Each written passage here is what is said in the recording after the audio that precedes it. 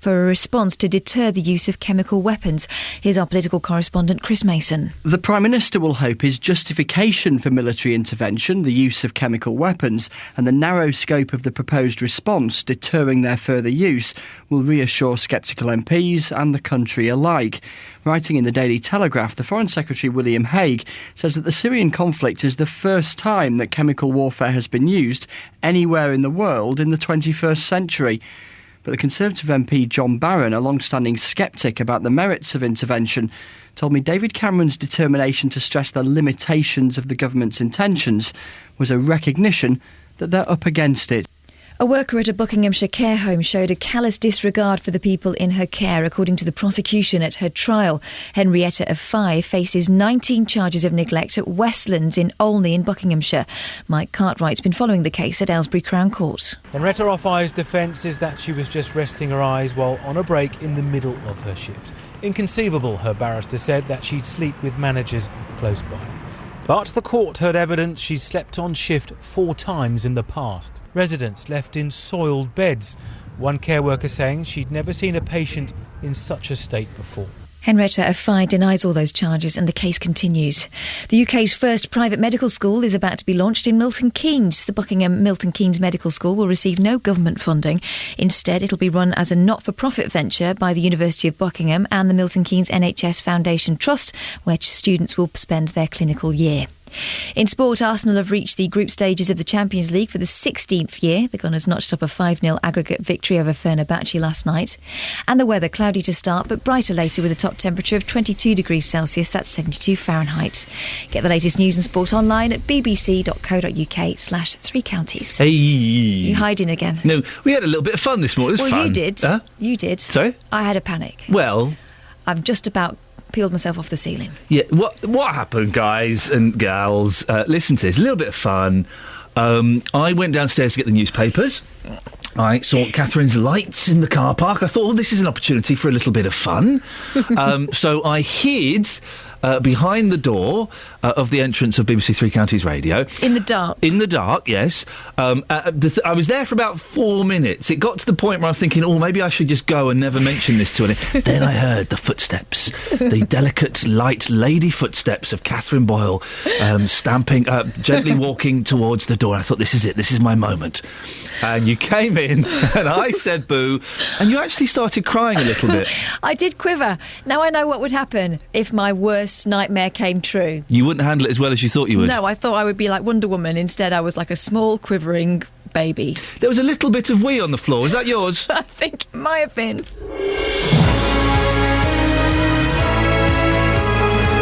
It's not bullying, it's just a little bit of harmless fun. One of the many pranks at BBC Three Counties Radio that makes life here so enjoyable. Me scaring women. Morning, this is Iain Lee, BBC Three Counties Radio. Lots coming up on the show today. We're sending out Justin with armfuls of work to do. I wonder if he'll be able to cope. I'm sure he will. We'll give you the latest on Railcare. The Wolverton-based company has been bought out, helping to secure the future for workers there.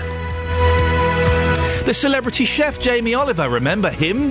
Well, he's criticised the work ethic of British youngsters. He's described them as wet behind the ears and says he couldn't run his business if it wasn't for tougher immigrant workers. Well, is Mr. Oliver right? Are immigrant workers tougher than the British? And children are spending too much time in front of the telly. That's the view of Public Health England. Well, the question is, could you get rid of your TV? And how much TV do you let your kids watch? Facebook.com/BBC3CR. You can send me a text, 81333. Start your text 3CR. The best way, though, this morning, I think, is to give me a call. 08459 455 555. Across beds, hearts and bucks. This is BBC Three Counties Radio.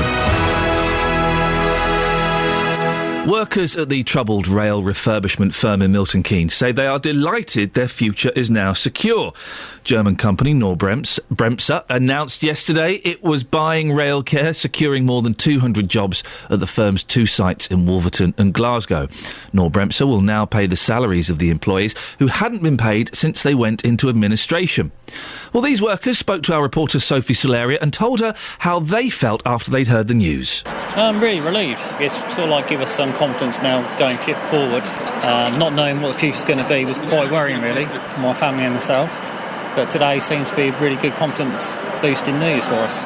How have you been struggling the last few months? Luckily enough, I've had a few savings and I've had to dip into those to cover the monthly bills.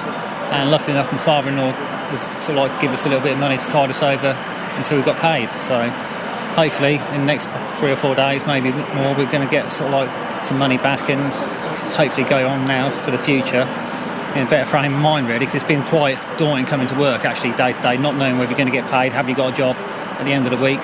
So it's been a rough ride, but today's a good day. Yes, very, very good day. Oh, delighted, yes. It's good for the company. At least we'll get someone taking over that's going to invest in the company, and they've said they're going to be here for the long term, so yeah, delighted. And the future's bright. Excellent news, excellent news. We've been waiting for a long time. It's been a lot of hardship for everybody, but it's good news, really good news. Tell me that feeling you got when you heard it was definite. Of elation. We're happy for everyone. A lot of people have been struggling over the last few weeks. The atmosphere it's been pretty awful coming in here and knowing that we might shut down, etc., etc. So it's a lovely thing that's happened. How have you felt the last few months? Personally, quite guilty coming into work when all the guys have lost their jobs, but hopefully now, I don't know what the future brings, but hopefully some of them can come back. Have you told your family? Everybody knows, everybody's ever so happy, so yeah, I think it's drinks all round, I think. Well, that's workers speaking to our reporter Sophie Solaria, joined now by editor of Rail News, Sim Harris. Morning, Sim. This is good news, isn't it? Morning, Ian. It's a remarkable turnaround after the developments at the end of July. We had just put our August edition of Rail News to press, and we'd said that Knorr-Bremse were poised to take over, and then on the last day of July, in the evening, as I gather, the talks broke down, and then we had all the problems which followed with, as you've said, workers not being paid, and indeed real uncertainty as to whether the depots at Wolverton and Springburn in Glasgow would continue in business. What does this mean? Obviously not just for the workers at Wolverton and Glasgow, but for rail maintenance in general in the UK. Well, what was puzzling about this to me, although plainly I didn't have inside information about their finances, was that actually the market that Railcare is in is quite a buoyant one. What they do is they rebuild and refurbish existing trains.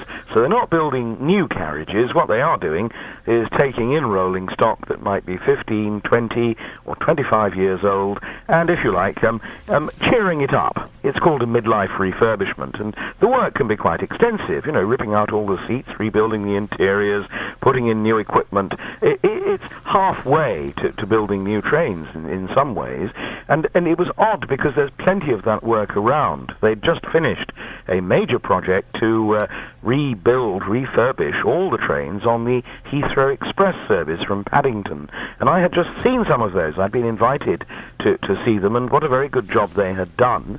They're doing some work for Greater Anglia, the operator out of Liverpool Street, including rebuilding all their intercity coaches, which are fairly venerable. They date back to the 1980s, and they're doing those, and it was really odd why Railcare couldn't carry on, because, as I say, there's plenty of this work about. Good news for the people who are still in employment there. I would assume that the 130-odd workers that lost their jobs at Wolverton won't get their jobs back. Well, we don't know exactly what's going to happen. It's, as far as I can tell, the total job losses at Railcare are rather more than that, sadly, as we stand, because there were about 500 workers at the 2 sites. That includes the one in Glasgow as well as the one at Wolverton. And the statement from the administrators yesterday said that 202 skilled jobs had been secured, which sounds to me as if nearly 300 have gone altogether. But that's subject to confirmation. And also, somebody did imply just now in your interviews that maybe some of those will come back as the work comes in. Let's hope so. It's slightly sad, Sim, that it's taken a foreign company to come in and save this.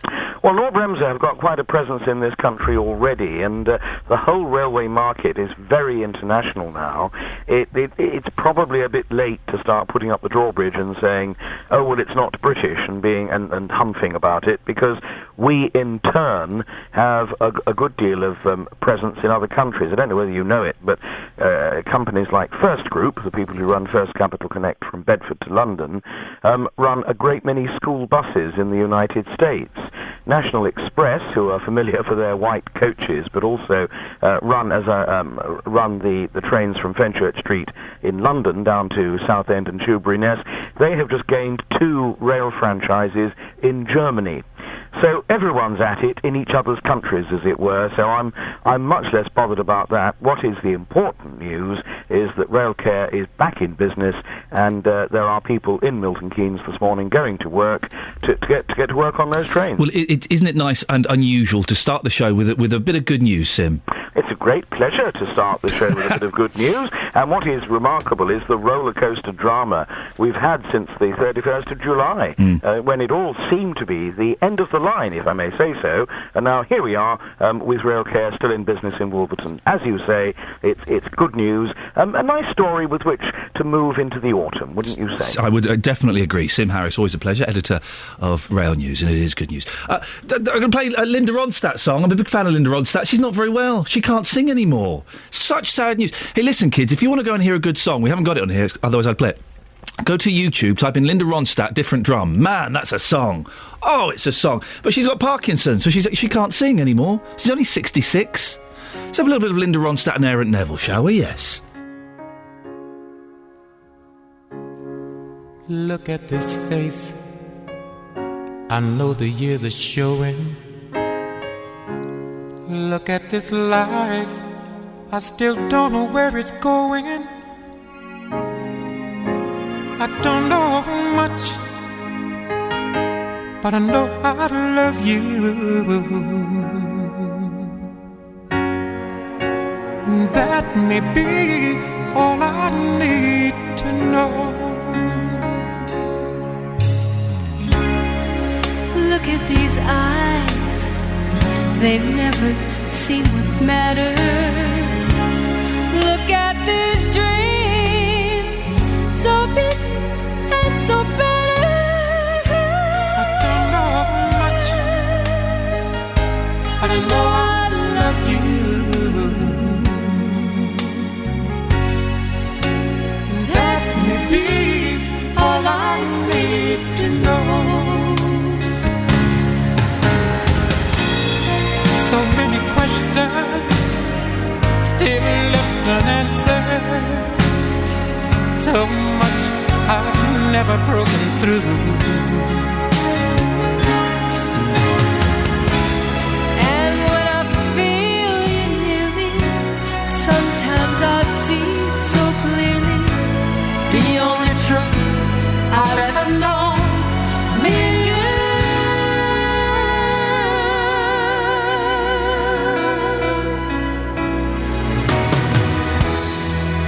Look at this man, so blessed with inspiration. Look at this soul, still searching for salvation. I don't know much,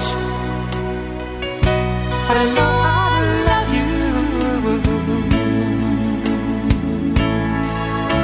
And that may be all I need to know.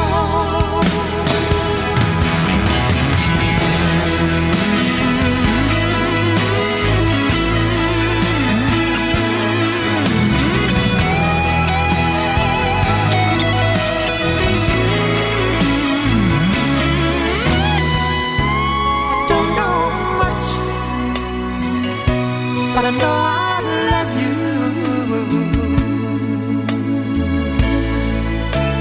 That may be all I need. Oh, Linda Ronstadt and Aaron Neville. She's got Parkinson's. She's 66 and she can't sing anymore. Very sad. But I know I love you.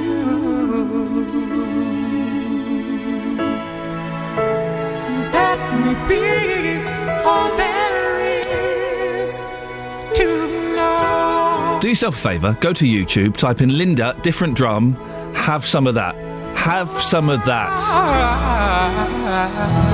That's a song, dear listener. Forget your Miley Cyrus twerking on stage with one of her backing singers. Linda didn't need gimmicks like that. Travel news for beds, cards and bugs. BBC Three Counties Radio. Good morning. Nice and quiet on the road so far. We've had no accidents or incidents reported, and the roads of the three counties are moving well. No trouble on the M1 or the A1M. The M40 through the roadworks past Tame is looking clear, as is the M25 through the roadworks between the A1M and Enfield at junction 25. The A5 at Milton Keynes, as you come along the Fenny Stratford bypass, there's still a lane closed off for junction improvement works. It's as you come toward the McDonald's roundabout, the junction with the A4146 and Watling Street. That can get quite busy.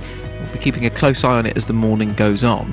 In Dunstable, Pointers Road is still closed. This is for the major improvement works, and it's shut between the A505 and Wheatfield Road as you go down toward the Woodside Industrial Estate. The diversion's via the A505, Boscombe Road and Ports Avenue, and they're hoping to have it reopened in the next couple of weeks. Things on the trains are looking good. After all the problems of yesterday morning, we have a good service running for all providers so far today. Adam Glynn, BBC Three Counties Radio. Adam, thank you very much.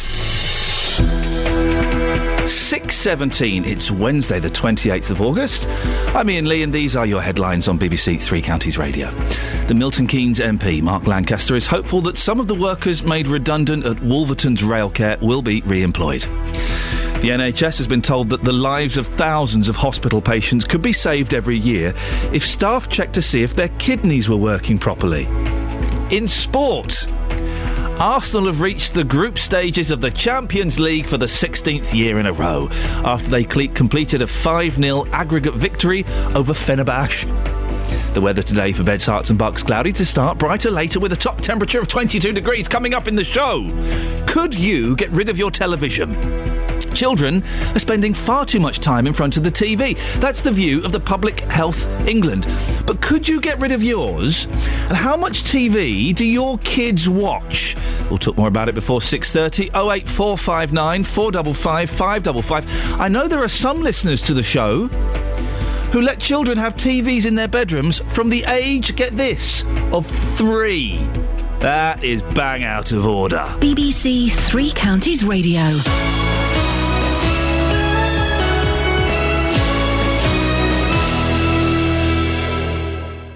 Inside Out is back, investigating the stories that matter to us in the East. We'll be asking the tough questions, uncovering local issues, and revealing untold stories closer to home. Inside Out East returns, starting Monday, 7:30 on BBC One.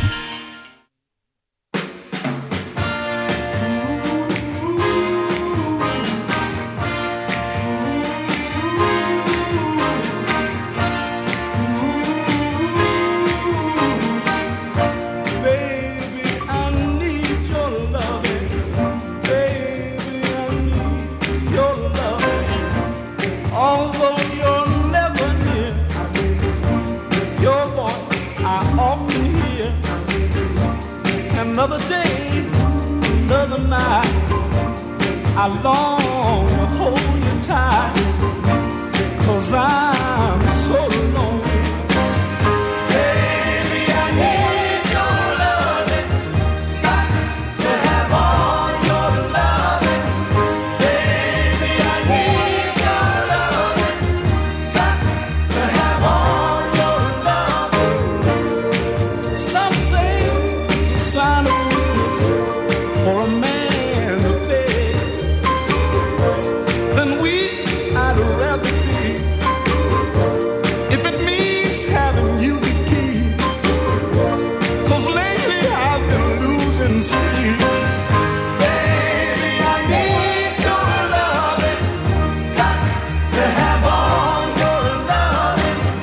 Baby, I need your loving, got to have all your loving. Empty nights echo your name. Oh, sometimes I wonder, will I ever be the same?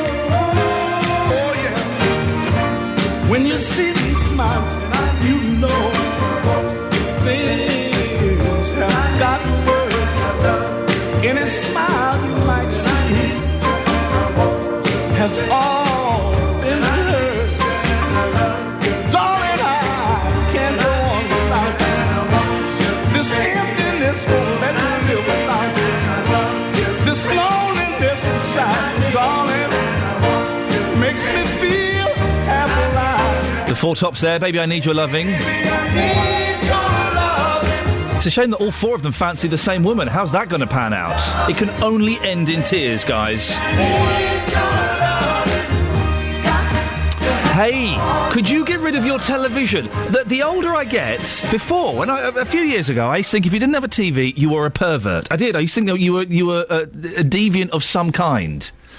It seems an odd thing. The older I get, the more I think, oh, actually, it's not such a bad idea. I hardly watch it now. I watched 2 episodes of Dragon's Den last night, and I do like the Dragon's Den. Have you noticed? I noticed this last series, Duncan Bannatyne doesn't invest anymore because he's got no money.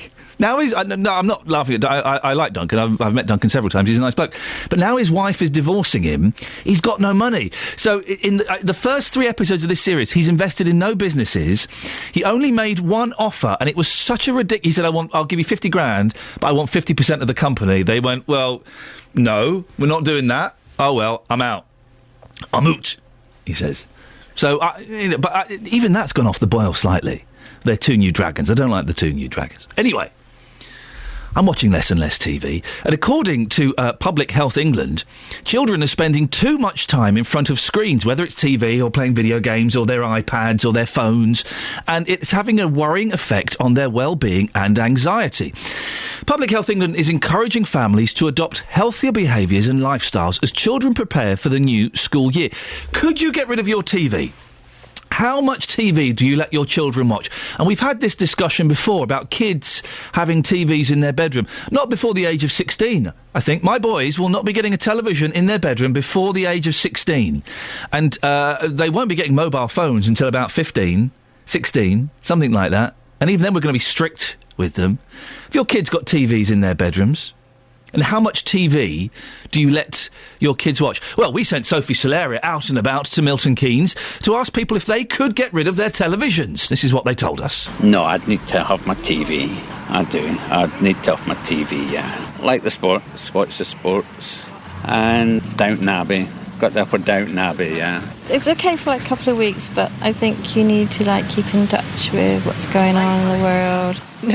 No way. Definitely not. Definitely not. Watch it too much, rely on it too much for anything. It's on even if I'm not watching it, you know, when I'm just doing jobs and it's on in the background, whether it's the news or people talking, and I kind of listen to it even if I don't sit and watch it. As long as I had the radio, I think I'd be okay, to be honest. Because I lived without TV when I was young, you know what I mean? Didn't have it.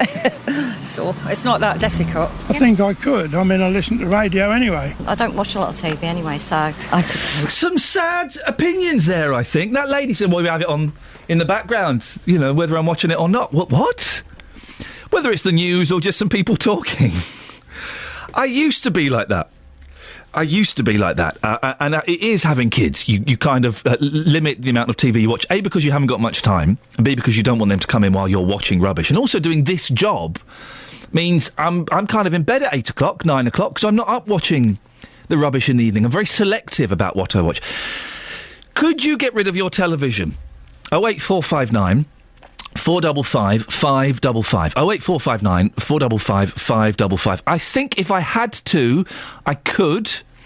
I do think it's a little bit cruel not to let kids watch TV, though, to a certain extent, because then they do become ostracised and they are viewed as different by their peers in the playground. And I think that is perhaps slightly unfair. But we don't let the boys watch any old rubbish. Nina and the Neurons, which is very good. Not just because Nina's hot. Which is Mr. Maker and Old Salty Jack. Is that a programme? Old Jack's Boat. Old Jack's Boat. It's got Bernard Cribbins in. It's very good. It's like, basically, it's Jack and Nori, but set on a boat. Salty Jack, I think it's called. Maybe that's something else. 08459 455 555. Could you survive without your television? I suspect if you couldn't, there's something slightly wrong with you. What's the EastEnders? What's the point of EastEnders? Oh, it's awful. There is no point to it. Dear BBC, save yourself a load of money Get rid of EastEnders. How much does EastEnders cost a year? It's got to be a few million. Get rid of it.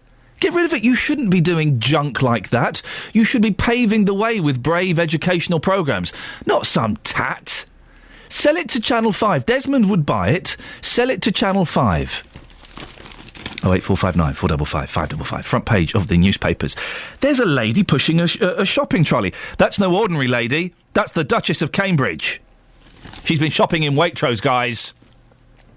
Slightly more importantly, the Daily Telegraph says, Cameron, we must act now against Syria. PM sets out case for military strikes on Assad amid widespread public scepticism over British involvement. We'll be looking at Syria a little bit later on.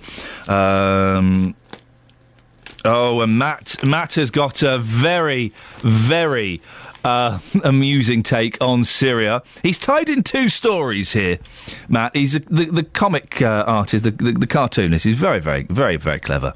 It's a picture of two admirals poking their heads out of a submarine, prepared to launch the cruise missiles on Syria. Everyone's thinking, no. We have orders to attack a Badger set. Well done, Matt. Excellent work there indeed. Really, it costs 3.5 pence for each episode of EastEnders per viewer. Still too much. Still to get rid of it. Rubbish. Utter tosh. The Independent. The heir to Blair. Cameron makes moral case for attack on Syria in echo of justification for the Iraq War. Guardian. Attack on Syria just days away. Oh dear. Really. The Times. West set for missile strike. Oh dear. The Daily Express. Well, yesterday they had Princess Diana. And what was the other key story? Anyway, today they've got arthritis cure. Do you know what the cure for arthritis is? Broccoli. Oh, for goodness. How are they allowed to print this guff? Complete and utter balls. Broccoli key to beating the disease. Eating broccoli could prevent arthritis. British scientists revealed today after making a breakthrough discovery. Oh, for goodness sakes. And they've got Princess Diana. Daily Mail, thousands dying of thirst on the NHS. And this is a story we're going to look at in a little bit. Jamie Oliver, migrant workers are tougher than the British. We'll look at that in a bit. And The Sun, footy union chiefs £100,000 bets debt. Football's... I can't be bothered. A man has gambled a lot of money and he now regrets it. Well, good for him. 08459 455 555. How much TV do you watch? Do your kids watch? Could you get rid of your TV? If you couldn't, I think there's something vaguely sad about that we're so dependent on our television for entertainment and information, when most of it is utter balls. It is, it's rubbish. 08459 455 555. 6:29, BBC Three Counties Radio. Let's get the travel news now. Here's Adam.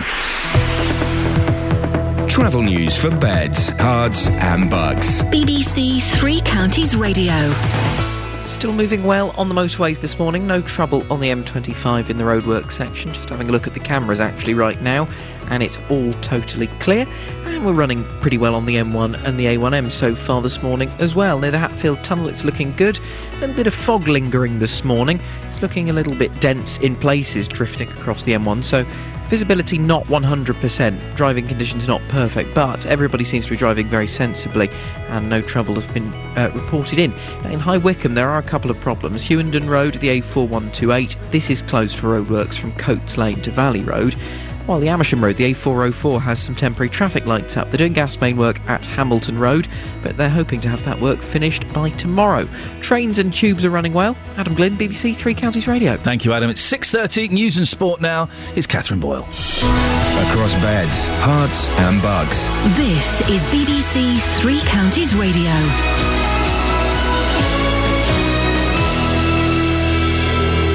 Headlines. The Milton Keynes North MP, Mark Lancaster, is hopeful that some of the workers made redundant at Wolverton's Railcare will be re-employed.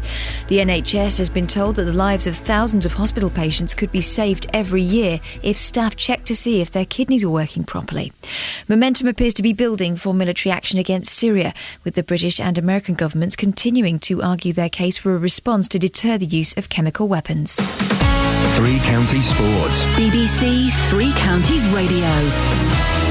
Arsenal have reached the group stages of the Champions League for the 16th year in a row after they completed a 5-0 aggregate victory over Fenerbahce. The Gunners won their second leg 2-0 last night with Aaron Ramsey scoring both goals. Arsene Wenger's delighted to have led his side into the group stages once again. Of course, it's an achievement because if you look at the clubs in Europe who have done it, there are only 3 clubs who have done it in the whole Europe. I hear a lot that it's not enough, and I agree with that. But still, it shows that we have been remarkably consistent. But our ambition is much higher than that, and I take that on board from everybody. It's a very different picture for the MK Dons. They were knocked out of the League Cup last night as they lost 4-2 at Sunderland. The Dons were leading 2-0 until the last 15 minutes with goals from Patrick Bamford and Isel McLeod before Sunderland's fight back. Nevertheless, Dons manager Carl Robinson was proud of his side. So my younger players tonight and my older players, I thought they showed what a unique style that we've got, and a very attractive style. I thought our ball retention was brilliant, but not just that, we play with an energy and a consistency that created chances. Watford are in action in the Capital One Cup tonight. Bournemouth are the visitors to Vicarage Road, with the Hornets set to make changes to the team, which drew against Nottingham Forest on Sunday. And also in the Capital One Cup, Stevenage are at Premier League side Everton tonight. Borough midfielder James Dunn says they can cause an upset. Yeah, no, obviously it is a big game against the Premiership, but we're not going to go there and think the Premiership, we're going to go there and we're going to go there for the win. Cup games are different. They might, if we get in their faces, they won't like it. So we're definitely going there for the win. We're not going for anything else.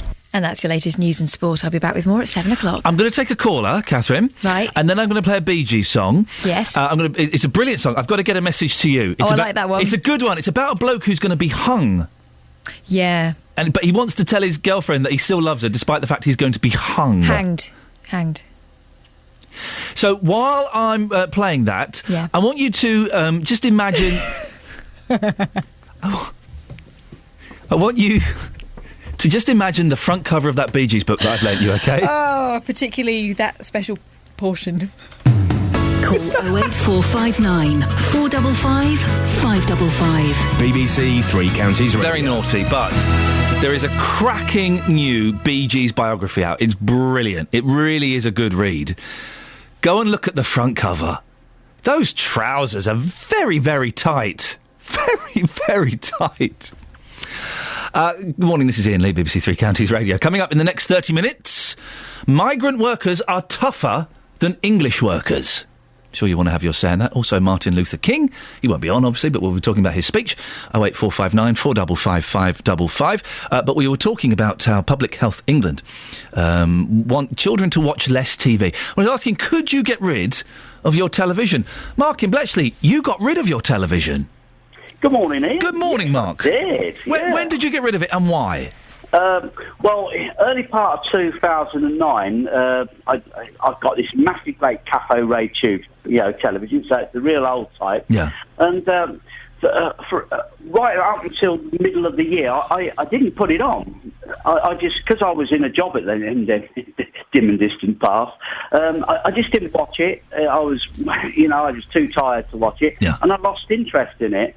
And then I thought, you've not put it on for 6 months, so I thought, well, I'll get rid of it. So I did. I kept my licence up for a couple of years, just in case I got one back. You kept your licence up even though you didn't have a television? Yeah, well, just in case. You silly sausage. But no, I just decided, I thought, that's it. I listen, you know me, I listen to local radio a lot, Ian, but no, I lived without it. Do you not feel, though, Mark, that you've missed out on things? You've missed out on Celebrity Big Brother, which is brilliant, The Walking Dead about zombies, the Olympics.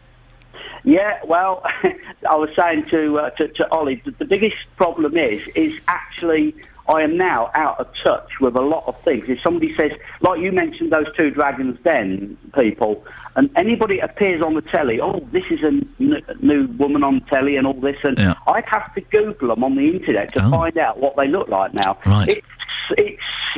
I do feel you go into a conversation and there's 4 people sitting around the table and they'll talk about Big Brother. Did you see that on Big Brother, or did you see so-and-so? And it's the only time that I'll actually sit there and, sorry, I can't concentrate. But maybe that, in some respects, that's a little bit sad, Mark, that so much of our conversation is artificially generated. It is about television. Well, it's just general. It is sort of, that's what I mean. It's all those Olympics came, they went from the guy that jumped from the into the arena to the closing ceremony. The only bit of the Olympics I see was at the Cutty Sark and. So you saw it? You saw it real? You went and saw it and experienced it? No, I saw the torch. Oh. The only part of there you go. was the torch. Mark, very quickly, would you be tempted to get a television back? No, I can live without it now. There we go. Even Doctor Who, I used to like Doctor Who. Oh, it's rubbish now. You're missing nothing there, Mark. Thank you very much. Mark in Bletchley. Nick says, I haven't had a TV for 4 years. What happened 4 years ago that meant Mark and Nick both got rid of their TVs? I haven't missed it in the least, especially them dumb, moronic, so-called talent shows and things like BB. Oh, you're missing Lauren Harries and, what's the gentleman that talks like that? Oh, what's his name? The dancer, that's Michael Winner I'm doing. He's not Louis Spence, that's it. I don't need or want to watch them, and then in capitals because he's shouting it, I have got a life. 08459 455 555. This is dedicated to Catherine Boyle, who will now be gazing at the front cover of the new Bee Gees biography. Enjoy, Catherine. Enjoy. The preacher taunted me and he smiled. Said, come and walk with me. Come and walk one more mile. Now for once in your life you're alone. But you ain't got a dime. There's no time for the fool. I just gotta get a message to you. Hold on, hold on. One more hour and my life will be through. Hold on, hold on.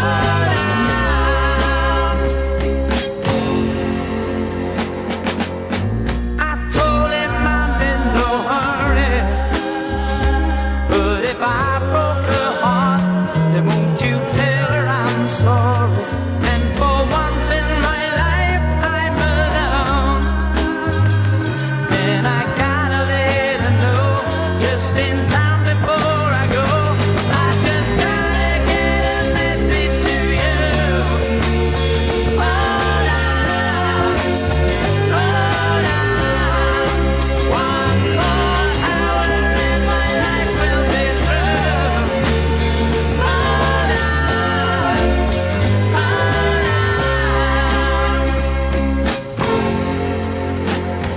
well, I laughed, but that didn't hurt. And it's only her love that keeps me wearing this dirt.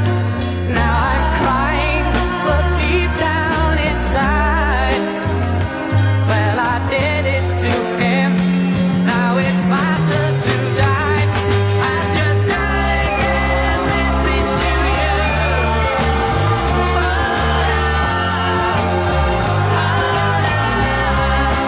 One more hour and my life will be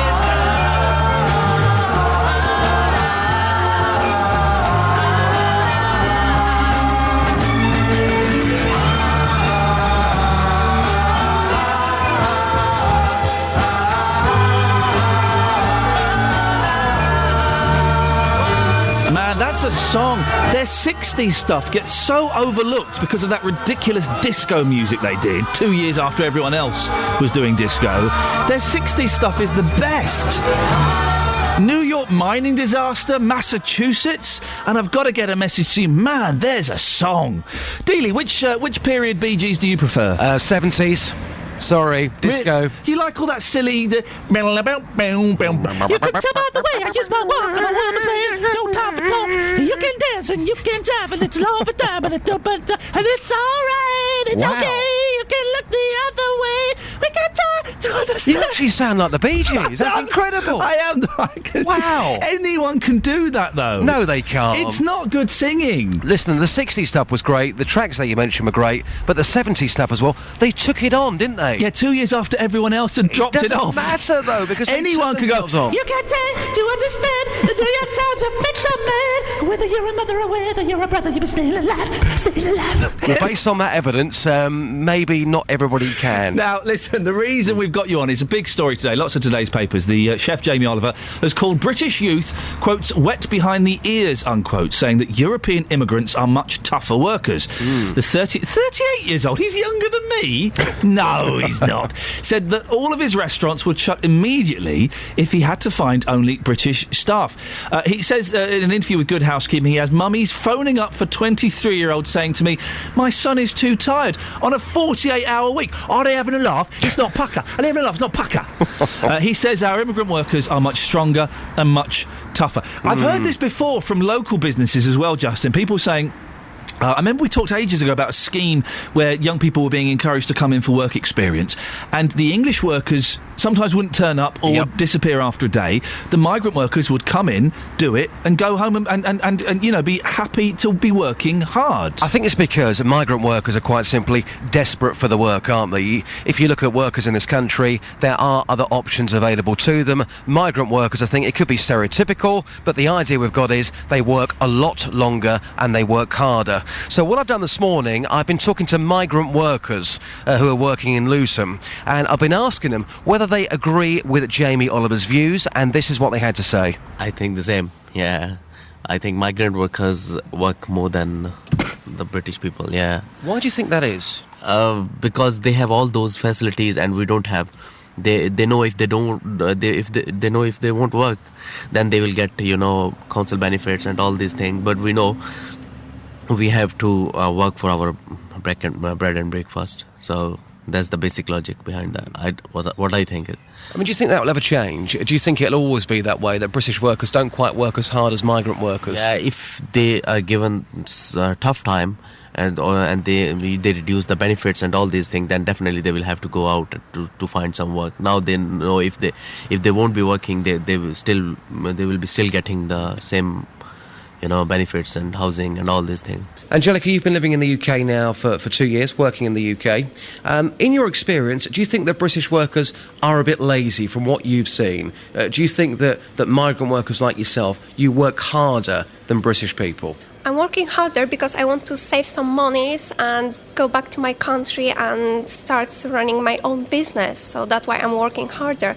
But I don't think so. The British one are lazy or something like that. They need to pay their mortgage or the bills as well. So they work as hard as they can. I think so. I hope so.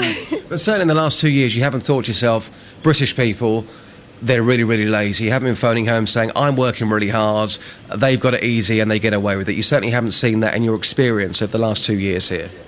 In the previous work, I was working with a British lady. Oh, she's really nice. And she's just before her retire, and she's working really hard. So I confirm that the British can working hard as well. I think British workers, they have alternatives. So obviously, if I have to work really hard, or the second option is to get an easy office job, I would go for the easy option. I mean, I'm sure everyone will agree if they have the hard-working job, or second option is an office job, I would go for the second option, really. Is that because you're saying they've got parents at home and they can fall back on their parents if need be? Yes, they don't need to work hard. Because, you know, there's always alternative, there's always support from parents, people around, maybe the government. Justin, thank you very much. Justin Dealey there speaking to migrant workers. Well, what do you think? Migrant workers are tougher than British workers. Jamie Oliver saying that. His restaurants would shut immediately if he only had to find British staff. 08459 455 555. Is Jamie Oliver being a little bit harsh, a little bit unfair? Maybe you run a business and maybe you can dispute Mr. Oliver's assertions, or maybe you agree. Maybe you do run a small business, a shop or a restaurant, and you've had English staff, British staff, and they just don't have what it takes. They are a little bit wet around the ears, a bit lazy compared to the migrant workers. 08459 455 555. Migrant workers are tougher than British workers. Do you agree? 6:45, BBC Three Counties Radio. Let's get the travel. Here's Adam. Oh, that's not Adam, it's the Pointer Sisters. Oh, dear. Travel news for beds, cards and bugs. BBC Three Counties Radio. Well, that would have been different, to say the least, but I would have liked it. Station Road, Steeple Morden, it's closed off. Bridge maintenance work still ongoing at the junction with the A505 is where the closure's in place, and it's while they do work on the railway bridge. Pretty lengthy diversion around that one. It is signed, though, and the work is by Ashwell and Morden Station, of course. North Orbital Road, it's quite busy as you make your way down toward London this morning. The A405, a little bit slow at the Park Street roundabout, also a little bit slow on the approach to the M25. Once you're on the motorway, though, it's moving quite well, apart from a little stretch looking slow into the roadworks around Junction 25 for Enfield and Cheshunt. Then the M1 southbound. There's a lane closed on the exit slip road at Junction 2, Five Ways Corner. That's the A41 and the A1 as you go in toward London there. Apart from that, the rest of the motorways are looking good. Adam Glynn, BBC Three Counties Radio. Thank you, Adam. 6:46, Wednesday the 28th of August. I'm Iain Lee. These are your headlines on BBC Three Counties Radio. The Milton Keynes MP, Mark Lancaster, is hopeful that some of the workers made redundant at Wolverton's Railcare will be re-employed.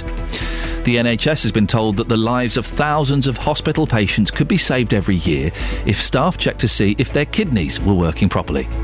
In sport, Crystal Palace are the first Premier League team to be knocked out of this season's League Cup after they were beaten 2-1 at Bristol City.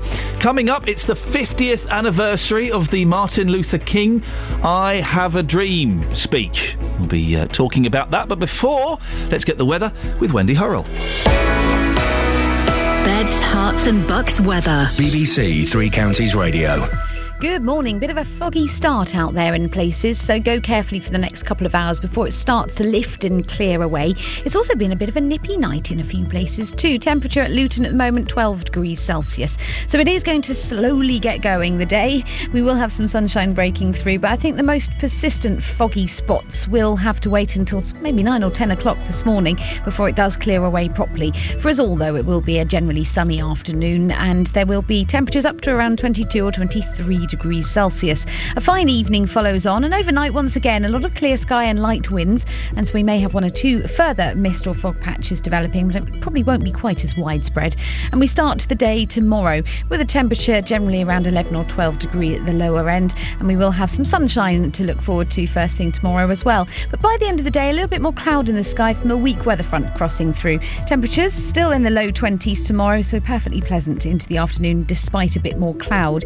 Now that should clear through for a sunny start to Friday as well, with temperatures reaching 22, 23 degrees Celsius. But once again, there will be more cloud towards the end of the day and a little bit of light rain overnight into the weekend. But fear not, the weekend is looking lovely. A little bit fresher perhaps, 19 or 20 degrees Celsius, but there will be plenty of sunshine to enjoy. That's how it's looking for now. Thank you very much.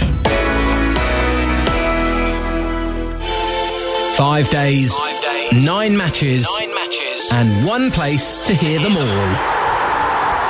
The football marathon concludes tonight here on BBC Three Counties Radio. And Murray scores with a fine first-time finish. There are 2 more games from the League Cup second round. Watford host Bournemouth at Vicarage Road, and Stevenage travel to Everton from the Premier League. Low ball in, it's turned in! See how our teams fare in Three Counties Sport. Tonight from 7 on BBC Three Counties Radio.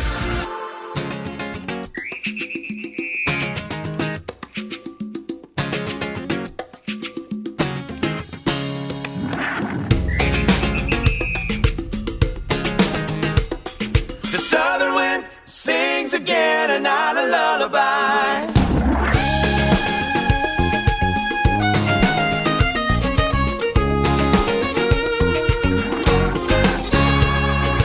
Baby powder beach under my feet has got me rolling, and the breeze through crackling leaves like a daytime campfire burn. And the ship is off to sea, and the wicked is a churn.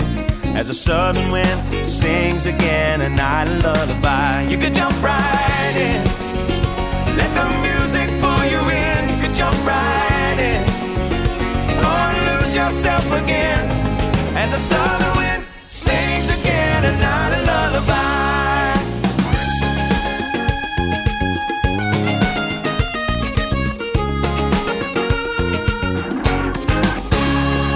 There's a place the locals go and no one knows where to find it. And the river starts to flow inside the clouds of misty mountain. The water from this stone below becomes a blue-green fountain.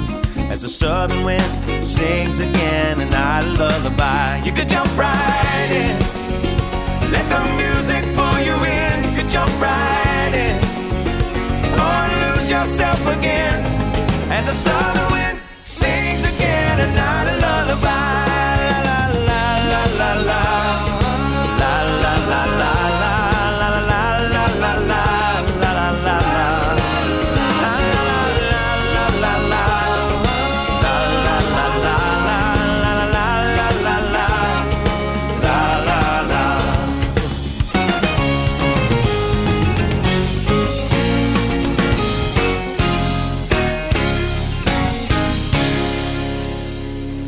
You can find me where the music meets the ocean.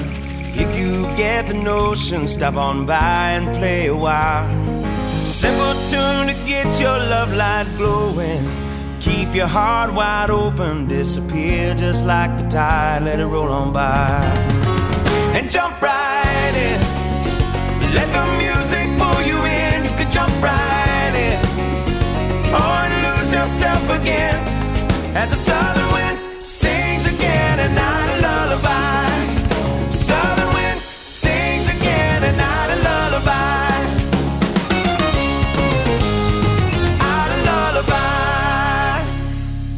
Morning, this is Iain Lee, BBC Three Counties Radio. Don't forget you can give me a call any time this morning. We're asking, could you live without your television? I suspect, sadly, most of us would struggle to do that. It's such an integral part of our lives. Most of our conversations are about what we saw on TV. We don't talk about what we've done, our experiences, our life, our loves, our passions. 08459 455 555, and also keen to get your views. I thought when we mentioned that Jamie Oliver said that migrant workers were tougher than British workers, that loads of you would phone up and defend British workers. But you haven't, which makes me think you must probably agree with Jamie Oliver then. Have I got that right? That you're agreeing that migrant workers are tougher than British workers? Really? I can see some logic behind it. I've told you before how I got work done on my previous house with Polish workers because they were cheaper and they worked harder. They did a cracking job as well. What do you think? Migrant workers, are they tougher than British workers? 08459 455 555 is the telephone number if you want to give us a call. You can also go to facebook.com/BBC 3CR, or you can send me a text 81333. Start your text 3CR. We've heard it from lots of businesses before on this show that migrant workers are keener. I've not heard the word tougher necessarily, but certainly keener and more prepared to work and put in the effort that's required to work. What do you think? What's your experience? Maybe you are a British worker, or you're a British person looking for a job and struggling because maybe in your opinion, migrant workers are nicking your jobs. Give me a call, 08459 455 555 is the telephone number. You can send me a text as well, 81333. Start your text 3CR. I have a dream that one day this nation will rise up and live out the true meaning of its creed. I have a dream that my poor little children will one day live in a nation where they will not be judged by the color of their skin, but by the content of their character. I have a dream today. Martin Luther King. We're playing that simply to tip our hat to the fact that it's 50 years ago today that Dr. Martin Luther King delivered what has become a defining speech of the American civil rights movement. Over 250,000 people squeezed into every inch of space at the steps of the Lincoln Memorial in Washington, D.C. on August the 28th, 1963. Well, over the last few days, you've probably seen on the news, thousands have returned to the US Capitol to ponder on King's dream and the current state of civil and human rights in America. Thought it was appropriate to tip our hats to Martin Luther King slightly. Speeches don't really have any effect anymore, do they? Can you think of the last time a speech really inspired people and made a difference? I can't think of any speech Producer Tara, you're about to type something. Don't type something. Come and tell me. What you obviously have a speech in mind. You can move that. Your mic's turned off. Don't worry. There we go. You're on now. Go on. Well, I think I was quite inspired by Boris Johnson when he was talking about the success of the Olympics. I know it sounds really a bit weird now, but he was so sort of rabble-rousing that it was like, yeah go Boris, go, yeah, but what just go. But what did he say? I mean, he's always rabble-rousing. Even when he's hosting Have I Got News For You, he's rabble-rousing, isn't he? He does it so well. I think when he speaks sometimes, you kind of think, yeah, you're not like a normal politician, and sometimes that's why he's so good at what he does, because he speaks in a way that is not expected from somebody in his position. So his speech, what, made you feel proud to be British? Made you feel we'd achieved something? Right there. Oh, for goodness sakes, you surprise me sometimes. Let's surprise myself. Let's throw that out there, shall we? When was the last time you heard a speech by a politician or by anybody, really, that made you feel something? Speeches nowadays, they're all written by teams of people. They're all read on auto cues. Oh, you know those glass things when politicians give speeches? They're kind of either side of them. There are glass squares. They're reading the speech off of those squares, dear listener. They can see the words on the other side. Yeah, I know. I've used them. They're weird.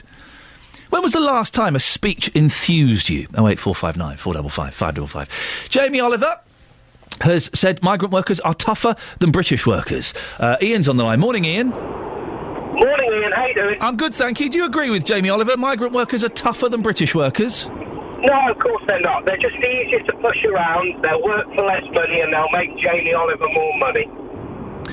But what do you mean by they're easier to push around?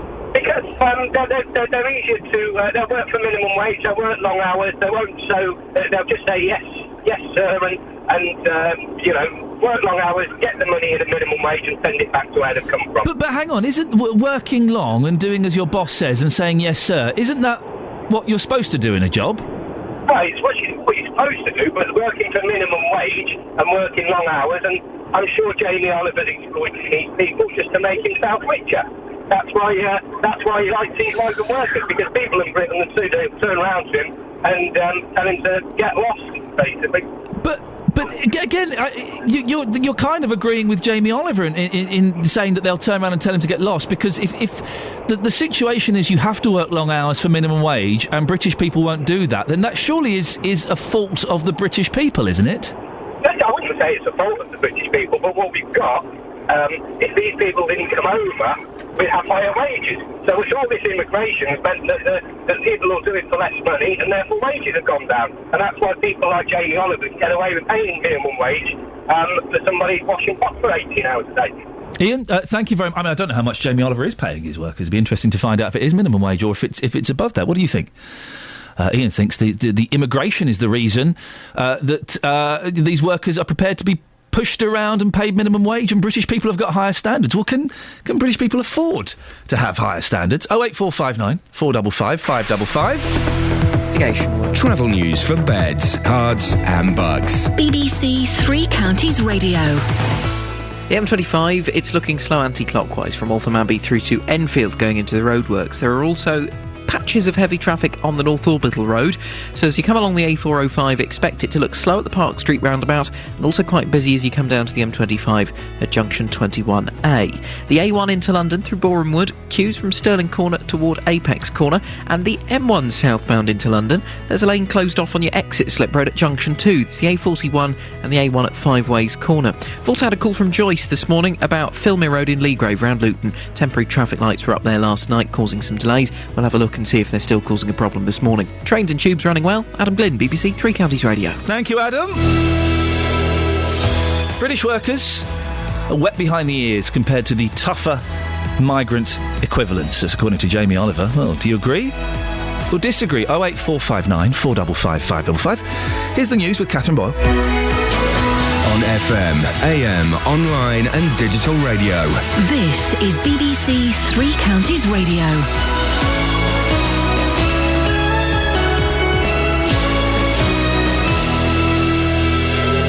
It's 7 o'clock, the headlines. Glimmer of hope for redundant railcare workers, moves towards intervention in Syria, and Buckinghamshire care worker accused of neglect. BBC Three Counties Radio. The new owners of Wolverton's Railcare say they're confident some of those made redundant will get their jobs back. More than 130 people were laid off when the rail maintenance firm went into administration.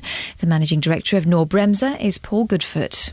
We've now established a secure baseline, and then we will be growing the business, and that will create opportunities. And people that worked here before, of course, are in a strong position to come and work for the company again. NHS hospitals could save thousands of lives every year by carrying out simple checks on the kidney function of patients, according to the National Institute for Health and Care Excellence. Here's Branwen Jeffries. Around 20% of patients admitted to hospital for emergency treatment for one condition already also have impaired kidney function. This can be caused by not drinking enough, vomiting, diarrhoea, or the effect of their regular medication being combined with more drugs administered in hospital. NICE says the NHS could pick up these problems by a simple, cheap blood test already available in hospitals. If kidney problems aren't diagnosed, they can rapidly become more serious. Momentum appears to be building for military action against Syria. It's thought contingency plans will be discussed today by ministers and military chiefs on the National Security Council in advance of tomorrow's recall of Parliament. The former British ambassador to the United States, Sir Christopher Mayer, is warning any intervention would carry enormous risks. It cannot be in the British national interest to see Assad disintegrate under the pressure of cruise missile attacks and whatever else may be done, such that his stocks of chemical weapons fall out of his control into the hands of the jihadists, the extremist jihadists among the rebels. This is why this decision on what to do next is truly the decision from hell. A worker at a Buckinghamshire care home, photographed apparently asleep on duty, showed a callous disregard for people in her care, according to the prosecution at her trial. Henrietta O'Fire faces 19 charges of neglect at Westlands in Olney. Miss O'Fire denies all charges, and that case continues. The UK's first private medical school is about to be launched in Milton Keynes. The Buckingham Milton Keynes Medical School will receive no government funding. Instead, it'll be run as a not-for-profit venture by the University of Buckingham and the NHS Foundation Trust in Milton Keynes, where students will spend their clinical year. In sport, Arsenal have reached the group stages of the Champions League for the 16th year in a row after completing a 5-0 aggregate victory over Fenerbahce. The Gunners beat the Turkish side 2-0 in last night's second leg. And the weather, cloudy to start but brighter later with a top temperature of 22 degrees Celsius, that's 72 Fahrenheit. Get the latest news and sport online at bbc.co.uk/3 counties.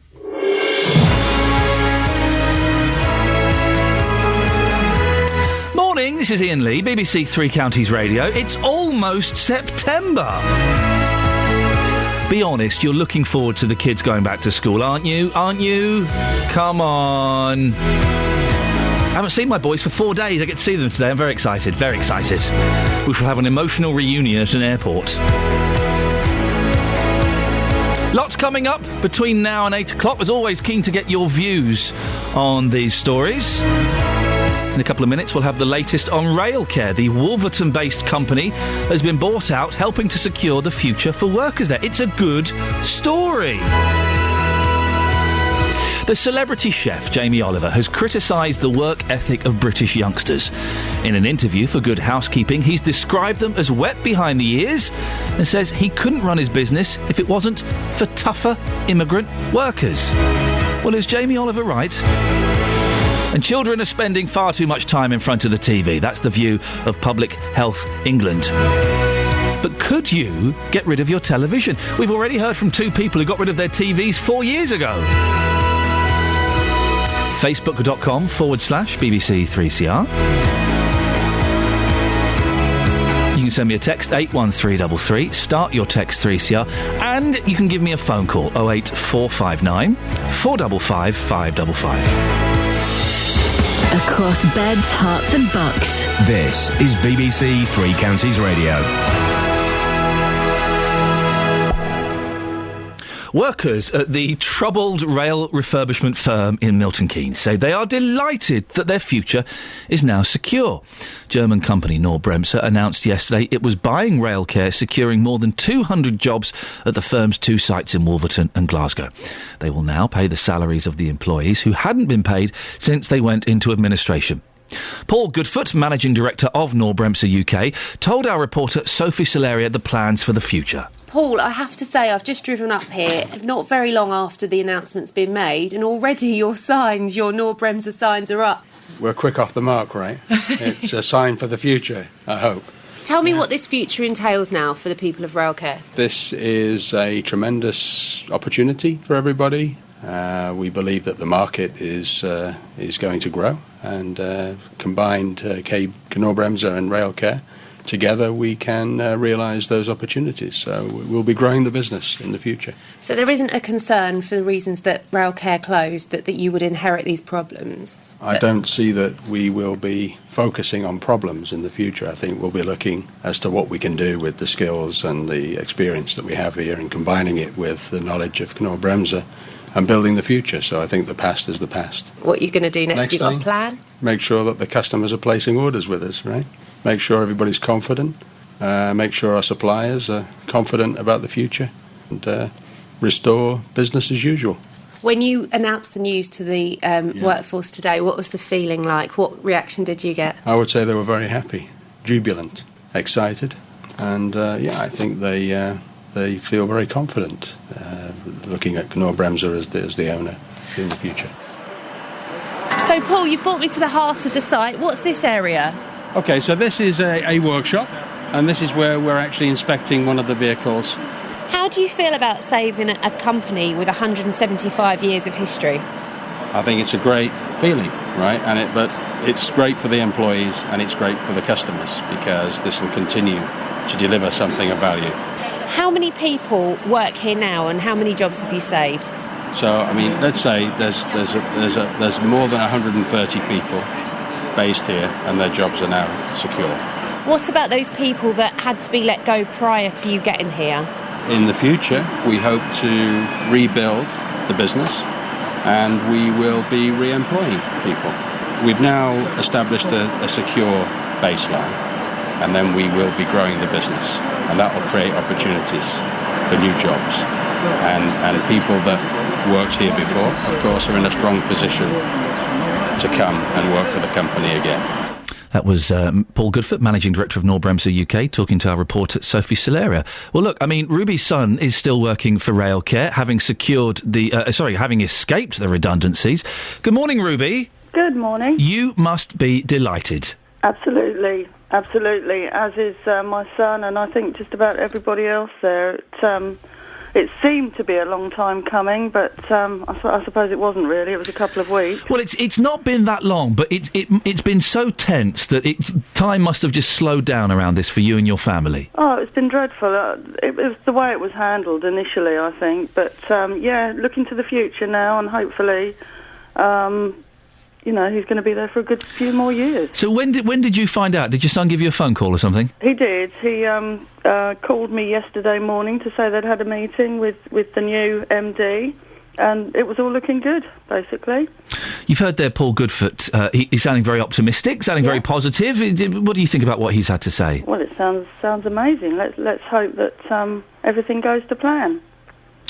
How worried... Listen, we're all protective of our boys, of course we are. How worried were you for your son when his job and his money and his future was hanging in the balance? I was very worried for him. It wouldn't have mattered if it would have been this time last year, but this year, he's got a mortgage, he's literally just moved into his own place, and, it was terrible for him. And very worrying. Well, I was going to say, how has he been, and what has he said to you about how he's been feeling the last few weeks? Oh, he's a lad, so they don't really show their feelings, but as a mum, you know that he was very stressed. I know he was. Very, very concerned. And also very upset for those that have gone, his friends that he's worked with for many years. So hopefully it would be great if they did re-employ those that want to be re-employed, definitely, because... that was absolutely dreadful, the way they were told. And Well, I know that Mark Lancaster, the MP, is hopeful that at least some of those workers who lost their jobs will get their places back, and that would be fantastic. It would be. Who do you give credit to for this, Ruby? How do you think this turned around? Well, Three Counties Radio have been covering it, haven't they, from day one? So yourself and Justin for having me on the radio initially. I think it's a combination. I think you've got to give a little bit of credit to everybody, because obviously we don't see what's going on in the background.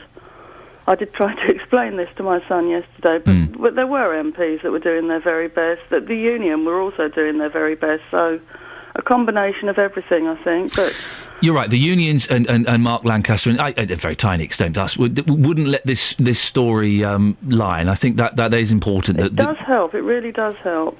How's your boy celebrating, Ruby? Well, he did say it's my birthday this week, so I have a bottle of champagne, so I think it'll be a big celebration all round. Whose birthday, yours or his? Mine. Oh, am I allowed to ask? 54. Hey, you're a spring chicken, Ruby. That's nothing.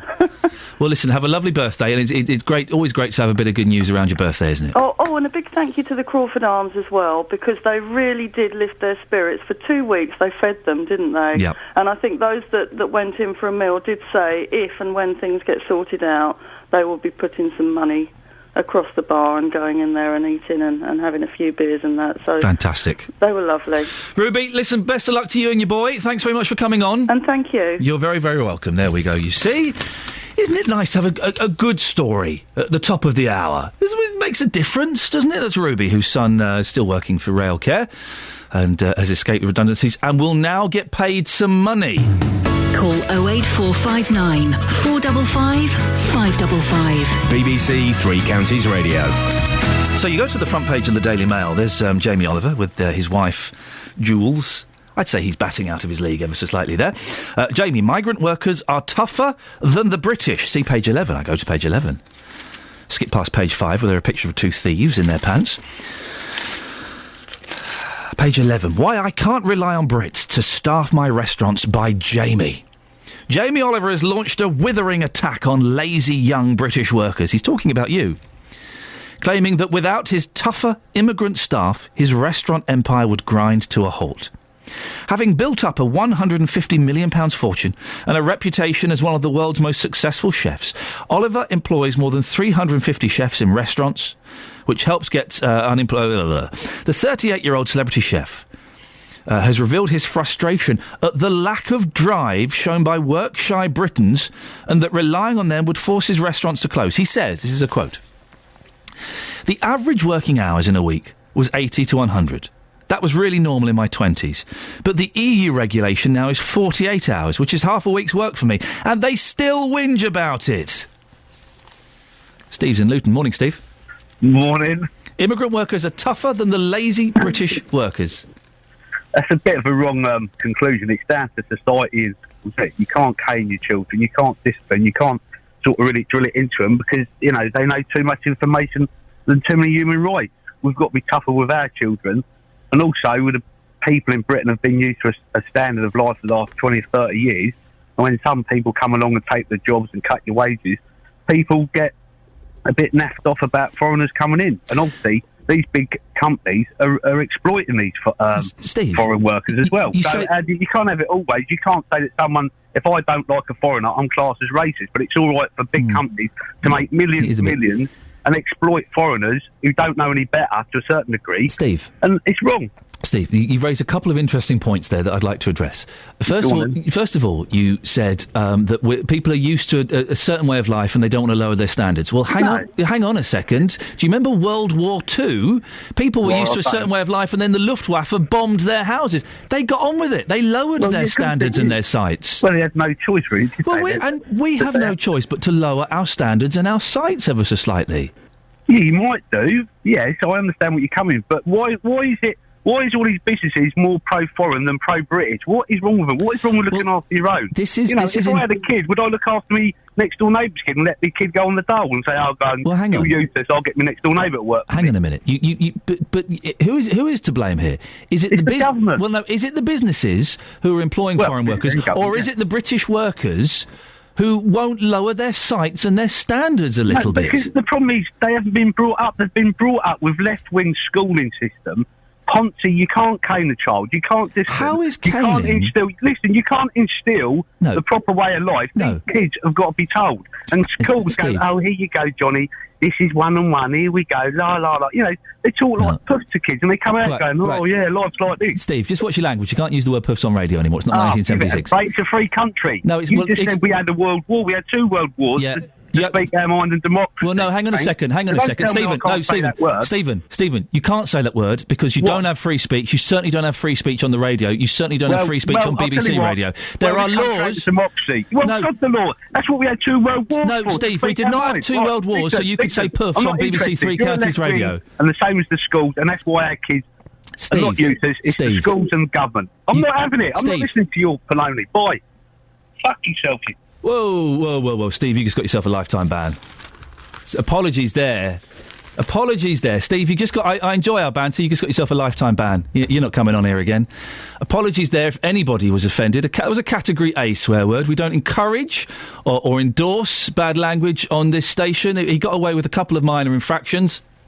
Maybe I should have raised the red card a little bit earlier. We certainly won't be allowing Stephen back on this station at all. Again, apologies if you've got young ears listening. It's not the kind of language we want on the radio. Let's move on swiftly, shall we? 7:16, let's get the travel with Adam. Let's hope he can watch his potty mouth. Travel news for beds, cards and bugs. BBC Three Counties Radio. On the M25, anti-clockwise. Slow-moving traffic this morning, Waltham Abbey to Enfield into the roadworks section. It's also very slow as you make your way from the M1 round to Kings Langley, junction 21 to 20. And there's heavy traffic Maple Cross to the M40 now as well. Again, anti-clockwise, junction 17 to 16. Slow into London on the A1. There are delays southbound from Apex Corner toward Mill Hill Circus. It's not a massive queue yet, but looking at the cameras around there, it is definitely slow. And you might encounter a bit of trouble on the M1. Again, it's into London southbound. There's a lane closed on the exit slip at junction 2 because of a broken down vehicle. That's as you leave the motorway and head for the A41 and the A1 at Five Ways Corner. No disruption on the trains or tubes this morning. Of course, if you spot something, call us 08459 455 555. Adam Glynn, BBC Three Counties Radio. Thank you very much, Adam.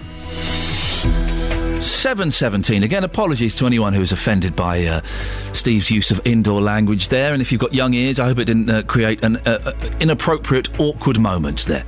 Right, it's Wednesday, the 28th of August. It's 17 minutes past 7. These are your headlines on BBC Three Counties Radio. The new owners of Wolverton's Railcare says they're confident some of those made redundant will get their jobs back. NHS hospitals could save thousands of lives every year by carrying out simple checks on patients' kidney function, according to the National Institute for Health and Care Excellence. In sport, Aaron Ramsey scored twice as Arsenal beat Fenerbahce. Is that clear? That'll do. 2-0 last night and 5-0 on the magical aggregate system to reach the group stages of the Champions League. The weather today for Beds, Herts and Bucks, cloudy to start, brighter later with a top temperature of 22 degrees. Coming up, we'll try and get a civilised discussion about migrant workers, shall we? Thank you. BBC Three Counties Radio.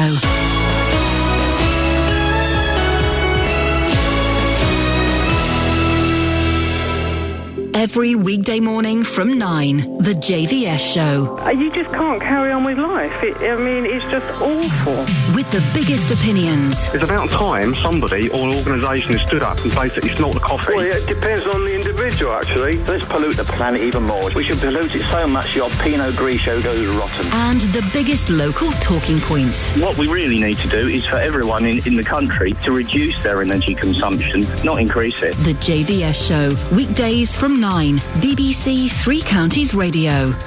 This is Iain Lee, BBC Three Counties Radio. 08459 455 555 is the telephone number if you want to give me a call. Now, could you get rid of your television? A few Facebook comments on this. I'll go to those in a minute. Children are spending too much time in front of their screens, whether it's watching the TV or playing video games or with their Nexus pocketbook things. According to Public Health England, it's having a worrying effect on their well-being and anxiety. It's encouraging families to adopt healthier behaviours and lifestyles as children prepare for the new school year. Could you get rid of your television? Well, Justin Dealey has been out getting your views this morning. Justin, you're not a big TV fan, are you? I used to be a massive TV fan, but I think certainly in the last year or so that my lifestyle has changed. But I do love the tacky TV programmes. You love, like, Towie and all that nonsense, Made in Essex. The Only Way is Essex, The Only Way is Essex. Geordie Shore, Splash, anything that's rubbish, I'm going to be there, Ian, because it makes me smile. It takes me away from everyday life. Whoa, it's escapism. Oh, I thought you were watching those programmes that were filled with scum because they were your kind of people. You identified with them. So I could relate to them. Right, yeah, but that's not the Quite case. possibly. Okay. Coronation Street as well. How could you not like Coronation Street? I'm not. I used to be obsessed with Coronation Street. I don't really watch. I don't watch any of the soaps now. I do like a little bit of trash. I do like a bit of Big Brother. Yeah. But people get very snobby about certain programmes, and I think you can enjoy your highbrow David Starkey history programmes, and you can also enjoy, Louis Spence mincing around inside a Big Brother house. Of course you can. Just enjoy. I mean, I used to have a TV in my bedroom. No. Recently, I've got rid of that. Oh, well done. And I'm sleeping a lot better. Yeah. It's not all about TV. Late at night as well. What is it? No, I don't want to know. You've been out speaking to people, Justin. What have they been saying? Yeah, I've been asking them the question, could they give up their TV? And this is what people had to say. Martina, could you give up your TV, do you think? No, I couldn't. Can you tell us why? That's a way of relaxing. I enjoy it. Your favourite shows? Come on, impress me, Martina. I'm sort of a bit of a Coronation girl, which I know is a bit sad. But I love it. Do you know what? On a Monday, it's a double episode, and a Friday, it's a double episode. I turn my phone off. I've got my ribeye steak. I love Mondays and Fridays. Can't beat it. Elaine, I've just spoken to a lady there who said, I could never give up my TV. Could you give up your TV? Yes, definitely. You honestly could? I could, yes. Best thing about holiday, the fact there's no telly, there's no phone, there's nothing. It's brilliant. Should have holidays all the time. That would be lovely, wouldn't it? Wouldn't it just? Have you got a favourite TV show? Is there one show you can't miss? I can miss them all, but to be honest, I do like Celebrity Big Brother at the moment. Because you catch up, though, because it was adverts. The fact you can fast forward is brilliant. Yeah. If you couldn't do that, I wouldn't bother watching it at all. Surely you miss it. If your TV was taken away, you'd miss Big Brother, wouldn't you? No. Definitely you not. Just watch it because it's there? Because it's there and there's nothing else on. Yeah. And you're a Geordie, living here in Bedfordshire. How long have you lived in Bedfordshire for? Oh, gosh, about 22, 23, yeah. The accent's still there. Go on, give us a quick why, man. Go on. Why, man? We're the lads. It would be very hard, but I think, push comes to shove, there's plenty of other medias, radio. Yeah, I think I could. I think so. Save a lot of money as well. Yeah, probably, easily. Yeah? Yeah, don't get enough time of watching rubbish it's on now. Well, it's interesting because we've heard from a couple of listeners already saying that they gave up their TVs 4 years ago. Do you think very soon you might give yours up then? I've got more chance of giving up the missus, but the two... No, I wouldn't give it up. I think it's got to be there in the background to relax, but it depends on what's on. I think we put too much weight on television, Justin. I didn't watch any television when I was away. All I saw was Toy Story 3 38 times and Willy Wonka about 15 times. But I didn't miss it. I didn't miss watching the news. I didn't miss anything. Oh, Justin's gone. Thanks very much. He bailed out. I missed Justin. He bailed out of me. We can talk now to writer, broadcaster and volunteer mentor, Lindsay Johns. Morning, Lindsay. Good morning, Ian. Lindsay, you haven't got a television. That is correct. Shock, horror, gasp from your audience. And do you know why? Why? It's very simple. I like to keep it real. Books and the radio have far better pictures. I like to use my imagination. I've often said that Radio 4 is the best television channel there is. How long ago did you get rid of it? And what was the decision? When I was young, I'll be very honest, I sat in front of the goggle box. I had square eyes. I watched so much TV as a kid. But then when I went to university, I found I was so busy, didn't need it, and all through my adult life, I've never had one. All through your adult life? Absolutely correct. I mean, don't get me wrong. For me, it's about horses for courses, each to their own. But the way I see it, for me, for the last 3,000 odd years, the very best which has been thought and felt, or from humanity, thought and felt by humanity's greatest minds, has been written down in books or parchment or papyrus. TV is a very, very modern technological invention, the last 70 or 80 years, if that. For me, reading it augments your vocabulary, increases your word power. My mum used to say to me, "You're never lonely with a book, son." Do you not miss, huge events that bring the world together, like the Olympics, for example, or Last of the Summer Wine, something big like that? Do you not miss those events? something big like last of the summer wine? Au contraire, no, not at all. I get the news from the radio, or the computer on the internet. And if I'm very, very honest, it makes your brain work. Your imagination kicks into overdrive. Actually, if I'm honest, I would rather imagine Usain Bolt running 100 meters than actually watching him. And if I have to tell the truth, I think that 95% of contemporary television is utter rubbish. Oh, I'd say even more. I'd say 99% of it is rubbish. Drivel. But, but some of it, but Lindsay, some of it is brilliant. Some of it is art. You can get art, and you can get life-affirming programmes and educational programmes. There are some wonderful TV programmes out there. Of course there are, and of course you can get. But in my opinion, they are certainly in the minority, and I think that's probably about 5% of the television output. If I'm honest, I'm tired, back when I used to watch TV, of constantly being talked down to and patronised as a viewer. I want somebody to talk up to me if they're presenting a challenging documentary. But like as I say, I don't want to come across as some massive intellectual fascist. It's horses for courses, whatever makes you happy. But when I'm doing my mentoring with young people, I often tell them to use the Spectator magazine's phrase, books are champagne for the brain. I also tell them, when you're watching television or when you're playing on that, Xbox, the only person that you're watching is somebody else make a success of their life. The only person who's getting rich when you're clicking on that Game Boy is the person who designed the game. And I think we are very much in the grips of this sedentary culture where it's all about instant gratification. It's the Xbox culture. It's the Facebook generation where it's the click of a mouse or the touch of a button. I mean, if we're honest, this 3-minute attention span that this culture has cultivated, it's not conducive to deeper thought. Books and radio, they build pictures in your mind over time. That is conducive to deeper thought. What reaction do you get from friends or strangers when it comes out in conversation you don't have a television? Okay, to start with, it's that shock horror. Oh my goodness, are you on this planet? Are you a Martian? Do you have two heads? But if to tell the truth, I don't miss not being able to say, oh, did you see that program on the telly last night? Of no interest to me. I'm far happier with my books and my radio. Sounds like I was born in a different age, but that's the way it is. Dragon's Den is good, though. I'm sure there's. Do you know Dragon's Den? I've heard of it. Right, okay. I love it. This is because listen. I'm watching far less. I used to be a TV addict, but part of me thinks it's been beneficial to me. If I hadn't have watched as much television as I did as a kid in the 70s and 80s, I probably wouldn't have had a vague career in television. So I think it's been beneficial to me. But I do watch much less. But there are some great programmes out there. I mean, things like The Walking Dead and Dragon's Den. They entertainment. Where do you get your entertainment from? You can't just be entertained by books, however good books are, Lindsay. I love books, I love the radio, I listen to a lot of music, and I go out to the theatre a lot. I like conversation. I think that, it's a truism, but too many of our young people are raised on, watching television, mindlessly staring at the screen for hours. They find it very hard to hold a good old-fashioned conversation. For a start, a lot of young people nowadays, for lots of reasons, they can't even look you in the eye when they talk to you.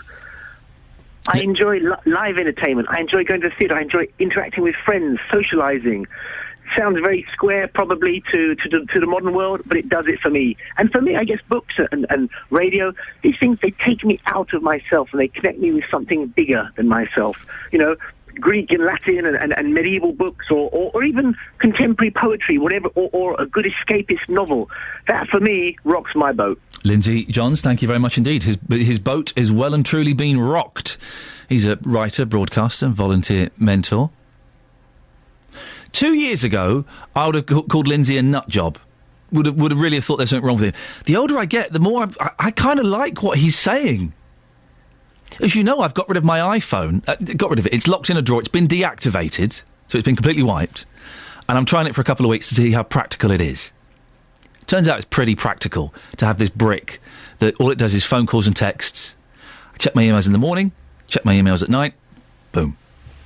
That's working for me. So I'm kind of getting round to the way of thinking, actually, but I do like the odd TV programme. I do like a little bit of Xbox. I do like putting on a DVD from time to time. Could you get rid of your TV? Simple question. Could you get rid of your TV? 08459 455 555. Let's do a couple of these Facebook comments before we go to the travel. Ali says, got rid of mine in 2005. Leela says, we got rid of our TV licence a couple of weeks ago. We still have DVDs or catch-up TV online. Do you not need a TV licence to watch iPlayer and things like that? Because that's a nice little handy thing. We haven't missed it so far. We have a 2-year-old who has never been allowed TV, occasional DVDs. And on the text, Becky says, you can have my TV. Haven't had time to watch it in weeks. Far too busy working and doing things. Travel news for beds, cards and bugs. BBC Three Counties Radio. As well, you know, I'm full of useless knowledge. You do not need a TV licence to watch catch-up television services. However, if you do want to watch something live online, then you do need a TV licence. There you go. A602, Stevenage. It's looking quite slow along the Hitchin Road this morning. There's heavy traffic as you come toward Corey's Mill Lane. It's mainly the M25 that's looking busy, though. Anti-clockwise is stop-start from back at the M11 now through toward the roadworks at Enfield. And then as you continue around to Potter's Bar, it's looking a little bit slow in patches as well. Then it's busy from the M1 to Kings Langley, junction 21 to 20, and from Maple Cross to the M40, junction 17 to 16. Into London, the A1 slow-moving as you come through Edgware, Apex Corner down to Mill Hill Circus, and the M1 southbound. The exit slip road at junction 2, Five Ways Corner, is partly blocked by a broken down vehicle. Traffic is coping pretty well past there though. Adam Glynn, BBC Three Counties Radio. Across beds, hearts and bugs. This is BBC Three Counties Radio.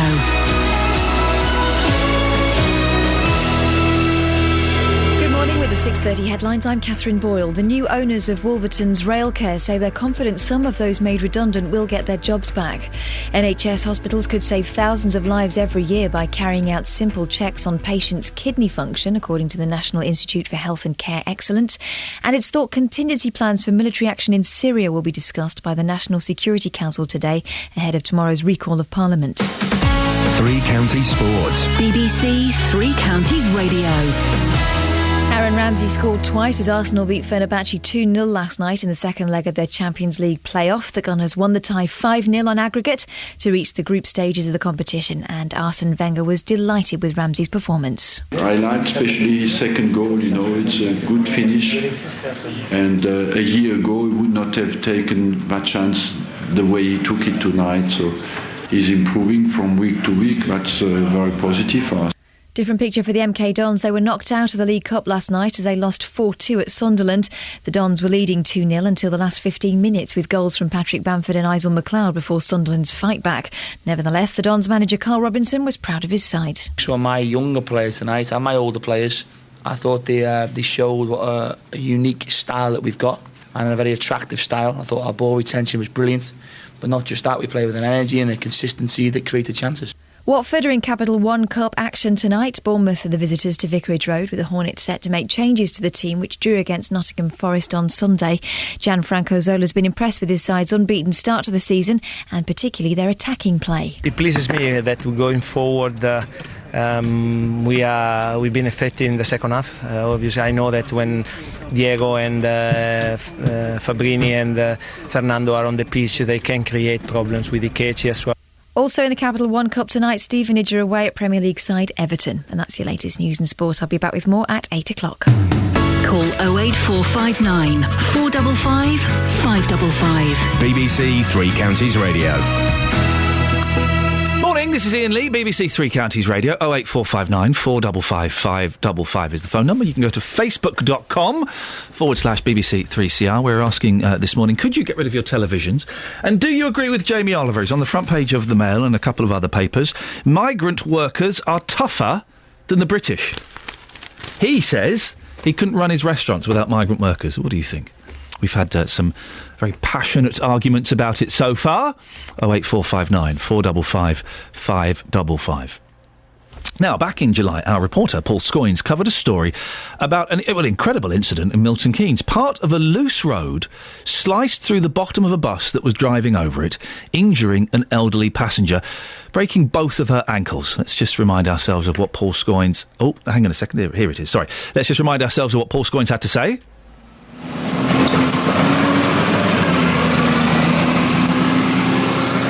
It's another bus going past the bus stops here on Midsummer Boulevard. As you look out from the main shopping building, I can see the point across from me and Midsummer Place to my right, and the bus is passed in both directions on this road where I'm standing.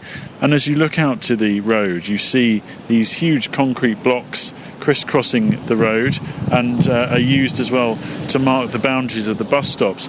And what I can see from just going and standing on one of them is you can see that they're very loose indeed, and they actually move quite a degree when you stand on them. You can also sort of hear the noise as you do stand on them, and there's a number of these slabs which do the same. This one here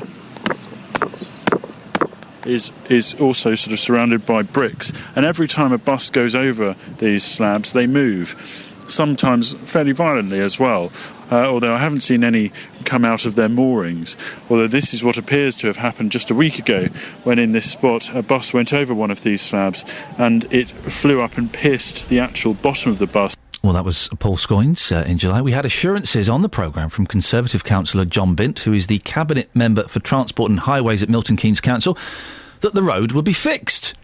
Well, Peter Ballantyne is from the Milton Keynes Bus Users Group. He joins me on the line now. Morning, Peter. The road, I've not seen it myself. Is it all up to standard now, been sorted? Yeah, good morning. Well, the answer to that is no. Oh. They closed the area from Lower 9th Street through to Seckler Gates to do the repairs, and we expected after meetings, we had 4 meetings with the various council officers, and they assured us that they were going to make a proper job and were closing the area, and we agreed to that while it was being done. What we found on Friday when the road was reopened was that there was a number of the marks, yet there was yellow marks where they were going to remove these blocks. Some of them still remain and are still loose, and there was white marked blocks which had not been touched, and they were moving.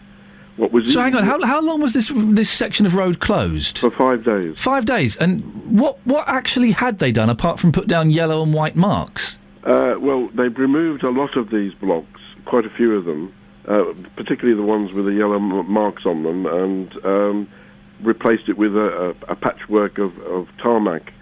I can only say that we're very disappointed because in the meetings we were told that their whole area was going to be re-tarmacked. Well, surely the problem that happened with this unfortunate incident with this poor lady was, if I've got this right, the bus was going along, it dislodged one of these loose slabs, and that went through the floor of the bus and broke the lady's ankles. Are you telling me, Peter, that several of those loose blocks are still there? Are still there, and we are very concerned about it, and have sent a very heavily worded email yesterday about it. Haven't had a response so far, but I think our feeling is what we're trying to protect is obviously the bus user experience, and that lady is still in hospital after 6 operations and is not very well at all. That's nearly 8 weeks later, and you know, six operations. 6 operations. Yeah. How bad? Well, obviously it's very bad if she's been in there for 8 weeks and 6 operations. Do we know exactly what's wrong? I think from what I've heard is that the block not only broke ankles and other bones, it lacerated the legs very badly. And obviously a 60-year-old, it isn't something that repairs very quickly. In fact, I spoke with the solicitor of the lady, and she said there was even an opportunity that the lady would lose a leg. So, I mean, we're taking it very seriously. These blocks were identified to the council over 18 months ago that they were loose. We had meetings and we were assured that the job would be done properly. I think what our complaint really is, did anyone inspect the road after the contractor moved out to actually say, yes, it could be opened again? And I don't think anybody, because it was a Friday, just before bank holiday, anybody looked at that road and assessed whether it was safe to use. I'm sorry, Peter, I'm finding what you're telling me absolutely incredible. So this woman who was injured just sitting on a bus, yes. She's been in hospital for 8 weeks, yeah. She's had 6 operations, and there is a chance that she might lose a portion of her leg. It's possible. This is what I've been told by our solicitor. Well, this is just incredible, and the council have not sorted out the road properly. Well, I think the disappointment for us is that in meetings with senior members of the Transport Department, we were told that urgent work was going to be done, and tarmacking was going to replace cobbles, and which are at the top of the road, and also these channel dividers. I mean, over a period of years, what's happened is, obviously, with 80 buses an hour going through the area, they're called channel dividers, by the way. The channel dividers have become loose. and it was not going fast. The bus wasn't going very fast. It just hit it at a particular speed, quite low because they have to turn into the road, and it just lifted up and went through the floor. I mean, I've seen photographs of the damage, let alone the blood inside the bus. The damage to the bus was extensive. Peter, I'm shocked by what you're telling me. Thank you so much for coming on. There's Peter Ballantyne from the Milton Keynes Bus Users Group. Imagine that. You're on a bus, or your mum or your nan is on a bus, going to the shops. Suddenly there's an almighty racket, a big paving slab comes through the floor, breaks your ankles, you're in hospital for 8 weeks, 6 operations, and now we're hearing there's a chance that she might lose a portion of her leg. Well, listening to that is the councillor in charge of transport, John Bin. What's going on, John? There's a bunch of things going on that really aren't to anybody's satisfaction. I think the first thing to say is to reiterate our deep apologies to the lady concerned for an incident that shouldn't have happened. She's been in hospital for 8 weeks, had 6 operations, might lose a bit of her leg. And everybody has said very much regret this, and we need to be getting on with fixing it. And well, why haven't you? You closed the street for 5 days and you haven't done it. I think the council has got a lot of explaining to do. I entirely agree with Peter Ballantyne's very mildly expressed concerns over a job that appears to be handled ineptly last week. I think there is no explanation that he's been given or that I've been given as to why it took a week to not sort this area out and to reopen an area when it doesn't appear to have been inspected and doesn't appear to be safe. Who signed it off? Who gave it the thumbs up and said, yep, we're happy with that? I don't know, and he doesn't know, and he's not been told, and I've not been told. You're the councillor in charge of transport. I would have thought that it would have been your responsibility to go and give it the once-over. No, councillors do not, even the cabinet member does not have operational authority to go and do anything like that. We are responsible for setting policy and for holding the chief executive to account when that policy is not implemented. You must know the name of the person, or there must be one person who has said, yep, we're happy with that. Who is it? The chief executive has overall responsibility. You know that he's David Hill. The corporate director responsible for this area is Linda Bull, and the assistant director responsible for highway repairs is John Pryor. So it's their fault. Collectively, they have a line management responsibility to make sure that this is done properly. Sounds like you're passing the buck a bit, John. Sounds like you're passing the buck a little bit. You're accepting no responsibility for this farce. A councillor has no power to instruct contractors, to instruct individual staff to do anything. Then what are you doing? What's the point? What's the point of having a councillor in charge of transport if when a woman's leg is damaged so badly she may lose a portion of that leg, you are unable to get the road fixed to a satisfactory level? What's the point of you being there? The point of me being there is to have this conversation, to represent the public and say that this isn't satisfactory, and to find out what the chief executive intends doing about it. Okay, when is the road... I don't think this isn't satisfactory. The road state isn't satisfactory. There's another problem that occurred last week that Peter has kindly not alluded to, but was deeply unsatisfactory. What happened last week? That was the arrangements made for, while this work was going on, the arrangements made to direct members of the travelling public to alternative bus stops, which was also not done to my satisfaction and not done to his satisfaction. So people weren't told what bus stops they should be going to when this section of road was closed?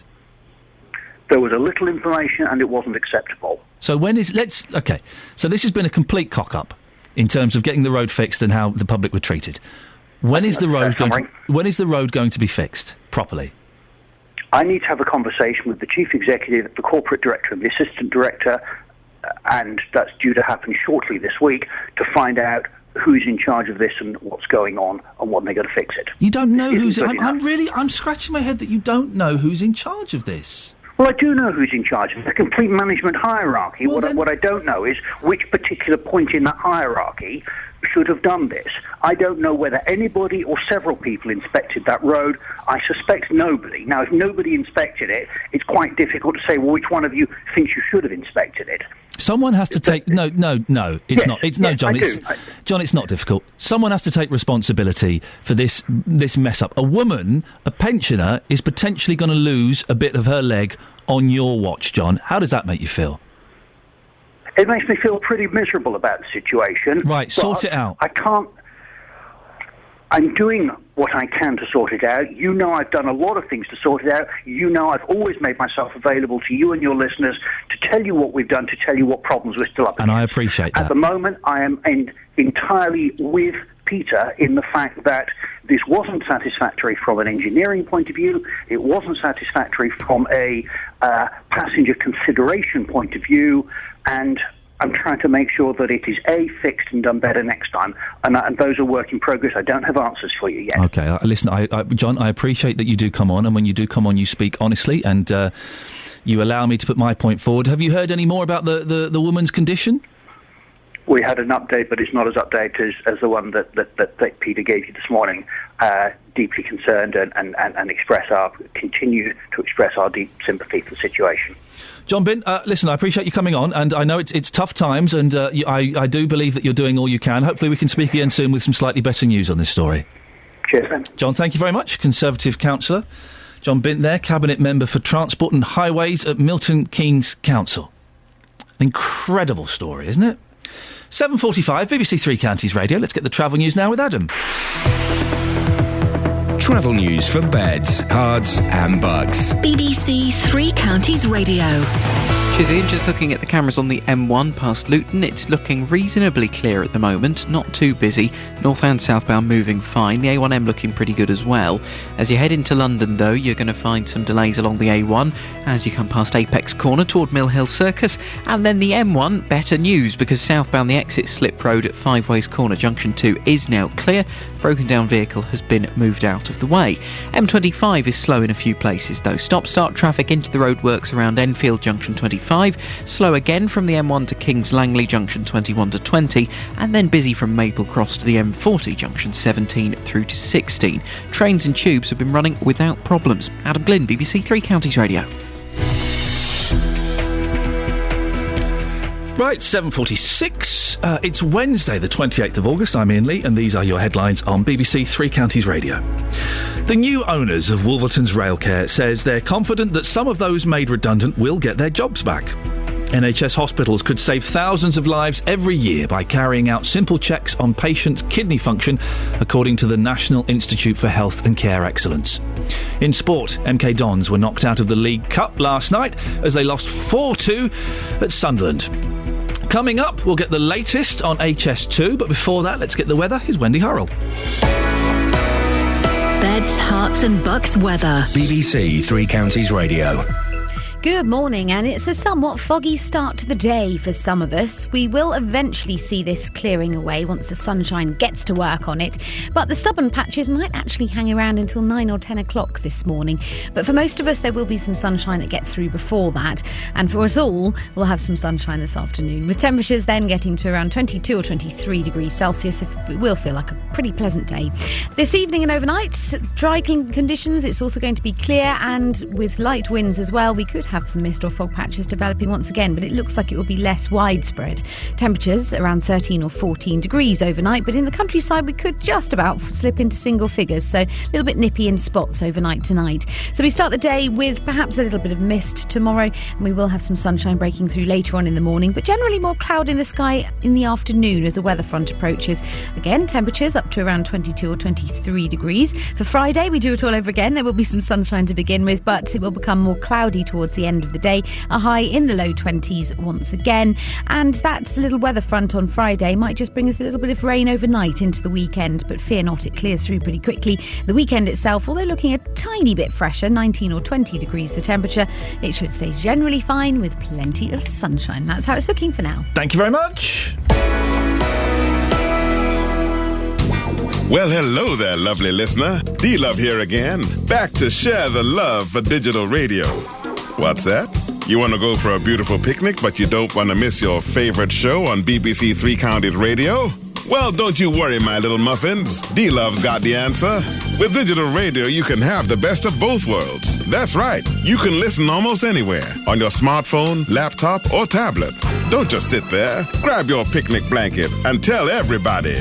Help share the love. If you love radio, go digital.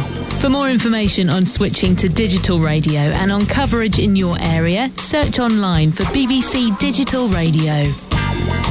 It's not been a good few days, has it, for the HS2 project? The former Chancellor, Alistair Darling, who approved the first phase, came out last week saying he no longer thinks it's a good idea. And yesterday, the Institute of Directors said the plan was a grand folly, and most of its members weren't convinced it would help the economy. The Institute's Director General, Simon Walker, said there are better alternatives. There are limits to how much money can be spent, and we think that the waste that could be put into what we see as a grand folly could be absolutely astronomical. If it's spent on 100 little projects, road bypasses, lengthening station platforms, improving capacity on the existing main lines, we think that would be a much wiser expenditure, and it should still be made. Well, it all adds weight to the arguments being presented by those against the line, including the Conservative MP for Chesham and Amersham, Cheryl Gillan. Cheryl joins me now. Cheryl, is there a growing shift towards questioning the financial viability of the HS2 project? Well, good morning, Ian. Yes, I think there is. I think if you start to look at the two main business organisations, both the IOD and John Cridland of the CBI, have come out really questioning the claims that have been made by government for this scheme. But then if you start to look in more detail at the reports that have been produced, for example, by the New Economics Foundation, which actually highlighted the point that Simon Walker was making, that there were better ways to invest in the infrastructure, using at that stage the figure of £33 billion, and the IEA saying that it was a totally political decision and not based on sound economics. I think you can see that there is a body of opinion now amongst those people that are really starting to analyse HS2 that are saying that perhaps it is not the right project for the UK. I feel a bit like my grandmother saying, "I told you so." But it is true. I started off looking at this purely from my constituency perspective, thinking this is really bad for Chesham and Amersham, very bad for the area of outstanding natural beauty. We need to look at a different approach to this. But having studied the project, I now feel very strongly that this is not the answer. And I think Simon Walker hit the right note. The Institute of Directors, does it wield much influence? Will people in power pay attention to what's being said? Oh, I think government ministers will always pay attention to what the IOD says and the CBI. After all, these are our businesses. These are the people that know what is good value for money. These are people that know what makes the economy grow. And when 70% of them say it will have absolutely no impact on their businesses, and the numbers in favour of this particular scheme have now started to drop away rapidly, I think both the Chancellor, the Prime Minister and the Secretary of State for Transport needs to pay some attention. After all, these are the people that are actually creating the wealth in our economy and driving the country forward. Couldn't Ed Miliband do himself a favour? He's been struggling a little bit in the polls and in the press. If he came out and said, look, if Labour get in the next election, we're going to scrap HS2, that would do him quite a bit of good, wouldn't it? Well, I've always said that was the danger, that we would end up with polarised positions, because if the Labour Party starts to make spending promises, the simplest solution when we say, actually, you can't afford what you're promising to the electorate, will be to say, well, actually, we'll cancel HS2. But they've put a cap on it of £50 billion. And I think that makes the situation even more difficult, because if you've now got a Labour Party advocating HS2, and their front bench is advocating HS2, after all it was a Labour project, and putting a cap on it, where is that cap going to fall? If it goes ahead, would that cap fall by stopping proper compensation to those people whose lives and businesses and communities are shattered by this project? Would it be in cutting corners in the design? Would it be in reducing the environmental protections that should come with a scheme of this sort? So I think Labour has got itself into a terrible position at the moment because it's now in a worse position by saying it's going to put a cap on it. Where is that cap going to fall? What sacrifices are going to be made? And if it was eventually built, would it actually be really rather a white elephant? Cheryl, thank you very much. Always good to talk. No doubt we'll talk about this again at some point in the near future. Conservative MP for Cheshire and Amersham, Cheryl Gillan. Call 08459 455 555. BBC Three Counties Radio. It's interesting the way that Cheryl cleverly turned that round to saying that Labour are in a bad position. Hang on a second, it's not Labour that are promising to do it. Anyway, we'll talk about that again at a later date. On to world issues. The world shouldn't stand and idly by. Those were the David Cameron's words on the crisis in Syria last night.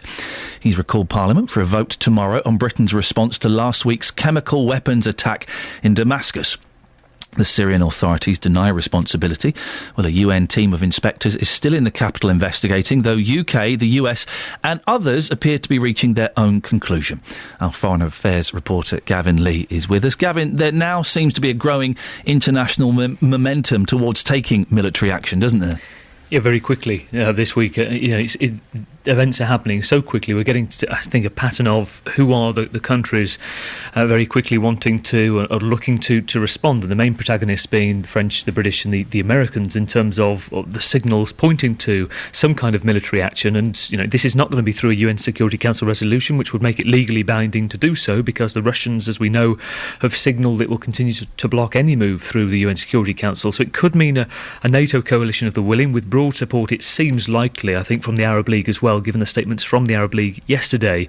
But it still begs the question of legality if there is a response. And I think what is interesting at the moment is how similar the language from Downing Street and the White House is. They're both talking about possible, what they term limited military strikes. They talk about punitive action, so basically punishing President Assad for using chemical weapons, which is not about regime change, they both say. It's to prevent another chemical weapons attack. And if you look at what's happened in the past day or so, all of the newspapers here, the US, some in the Middle East as well, pointing to potentially the next few days action being taken. We're hearing reports this morning in Syria, very hard to confirm what's actually going on, but many reports on the news agencies saying that some of the military facilities have been moved closer to civilian areas, which, if that's correct, suggests that the well-worn tactic of using human shields in advance of this possible strike. This is all so... Doesn't anyone remember Iraq? This is all the same rhetoric and language. The United Nations weapons inspectors are in Damascus trying to work out what happened. Yeah. I'm guessing whatever they say won't have much bearing. It didn't 10 years ago in Iraq, did it? Well, and this is the thing, that many MPs, certainly ahead of this vote tomorrow, are talking about how lessons have been learnt in terms of how sceptical they are because of Iraq and the so-called weapons of mass destruction, because of Afghanistan, and they remember Tony Blair saying that they'd be in and out without a single shot being fired in Helmand province, and that didn't happen. But it does seem from certainly the American behaviour, and listening to John Kerry, that they believe it's sealed. They know this is the Syrian government. There is a suggestion that they have evidence that we as the public are yet to see. If that were the case, you would expect, wouldn't you, that the Russians would have been shown this and the Chinese maybe to sign the UN Security Council resolution, but we shall see. I mean, there are two arguments. One is that the chemicals that were used degrades very fast, and the fact is there was 5 days of delays from the Syrians letting the UN team in, so it prevented a proper investigation. But there are, on the other side, many British backbenchers, politicians saying that if the UN team completes its work in the next 11 days, and it's, for example, known at least that it was, say, sarin gas, and it's military standard, then it's far easier to prove who's responsible and then get a potential legally binding reason to strike. Gavin, we have to leave it there. Thank you very much indeed. That's our reporter, Gavin Lee. Hey, we knew that Saddam Hussein had weapons of mass destruction. We knew that, didn't we? We were told that, and then, oh, hang on a second, we couldn't find any. Sorry, we got it wrong. Never mind. We've done it now. Oh, it is a worry, isn't it? Jamie Oliver is a bit naughty, says Esther on the text. Foreign workers, granted, do... Jamie Oliver's a bit naughty. Foreign workers, granted, do work hard, but saying British youth do not is wrong. Look at the delightful lady you just spoke to whose son works for the rail company in trouble. Fair enough, yes, good point. He's just been paid after working for nothing. I take my hat off to that lad. Esther, you raise an excellent point that I have neglected to focus on. Yes, those workers at the rail company were working for free. Unknown whether they would get paid. Right, 7:58, let's get the travel news now. Travel news for beds, cards and bugs. BBC Three Counties Radio. been a pretty good start so far for the trains. No major delays on the departure boards through the three counties, everything running broadly on timetable, and no issues for the tubes to and from London either. On the roads, things are looking clear on most major routes. The M25, though, unsurprisingly is slow in a few places. It's stop-start from the M11 all the way through to Enfield and into the roadworks section. It's also slow as you continue anti-clockwise from the M1 to Kings Langley, the A41 at junction 20, and Maple Cross down to the M40 junction 17 to 16. May also be a little bit slow if you're continuing onwards toward the M4. The A1, if you're making a journey into London, is looking slow from Apex Corner toward Mill Hill Circus. Further back up, though, along the A1M, it looks like there's a bit of traffic starting to build up on the speed sensors around Stevenage. Adam Glynn, BBC Three Counties Radio. Thank you very much, Adam. British workers are lazy, migrant workers are tougher. That's according to Jamie Oliver. Well, what do you think? Do you agree? Or do you want to fight your corner? Give us a call and we'll speak after the news with Catherine Boyle. On FM, AM, online and digital radio. This is BBC Three Counties Radio.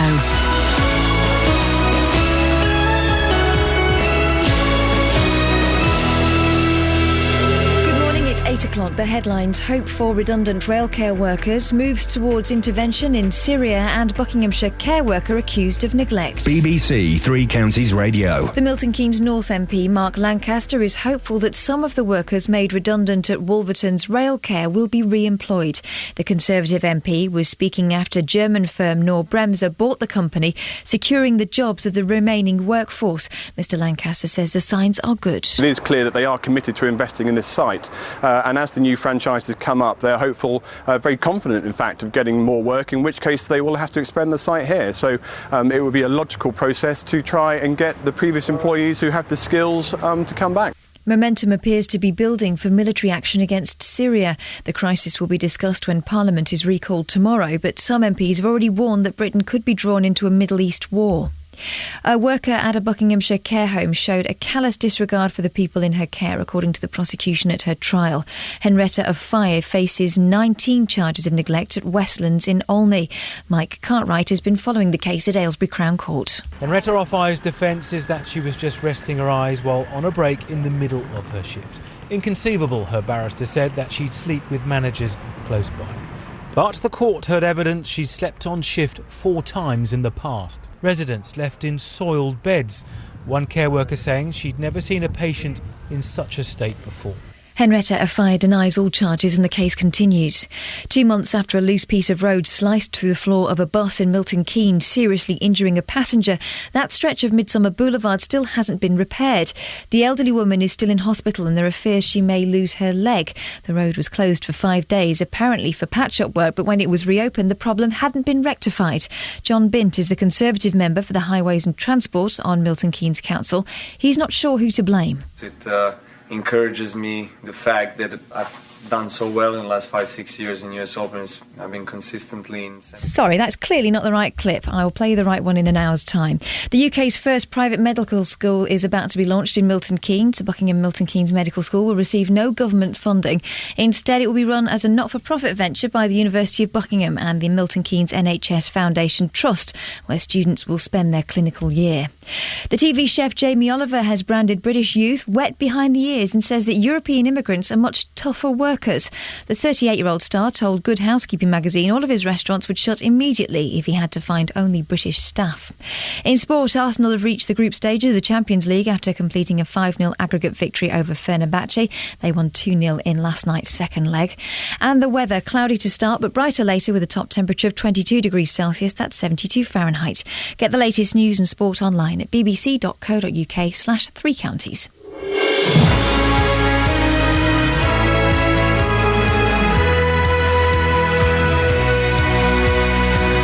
This is Iain Lee, BBC Three Counties Radio. It's 3 minutes past 8. The first 2 hours have sailed by. Even though I've got a bad back and I'm in agony, I've not let on, have I? I mean, obviously I've just let on then. I feel I should invite you into my world of pain, but I'm doing this for you guys. I'm doing this for you. Lots coming up between now and JVS at 9 o'clock, including we'll have the latest on railcare. A bit of good news. The Wolverton-based company has been bought out, helping to secure the future for workers there. A bit of bad news. The celebrity chef Jamie Oliver criticised the work ethic of British youngsters. He's described them as wet behind the ears and says he couldn't run his business if it wasn't for tougher immigrant workers. Well, has Jamie Oliver got a point? Are immigrant workers tougher than British ones? And a bit of ambivalent news. Could you get rid of your television? Children are spending far too much time in front of the telly. That's the view of Public Health England. Think about it. Could you get rid of your TV? Do me a favour, just add up how much TV you watch a day. Just add it all up and give me a call. I won't judge you. Well, I might do internally. Let's see what the average listener to Three Counties Radio, how much TV they watch per day. I'll do it as well in a minute. Facebook.com/BBC3CR. You can send me a text, 81333. Start your text 3CR. Or when you've done your maths and added up how much TV you watch a day, give me a call, 08459 455 555. Across beds, hearts and bucks. This is BBC Three Counties Radio. Workers at the troubled rail refurbishment firm in Milton Keynes say they are delighted their future is now secure. German company Knorr-Bremse announced yesterday it was buying Railcare, securing more than 200 jobs at the firm's two sites in Wolverton and Glasgow. Knorr-Bremse will now pay the salaries of the employees who hadn't been paid since they went into administration. We can talk to Milton Keynes North MP, Mark Lancaster, who's been very vocal about this and been following this story closely. A bit of good news, isn't it, Mark? Yes, it is good news. It's been a very turbulent time for the last 2 or 3 weeks for workers at the site, and I think yesterday's news is very welcome. I met with the new owners yesterday, and I was impressed with their level of commitment to invest in the site. So I think actually the future is looking rather brighter than it was for the last few weeks.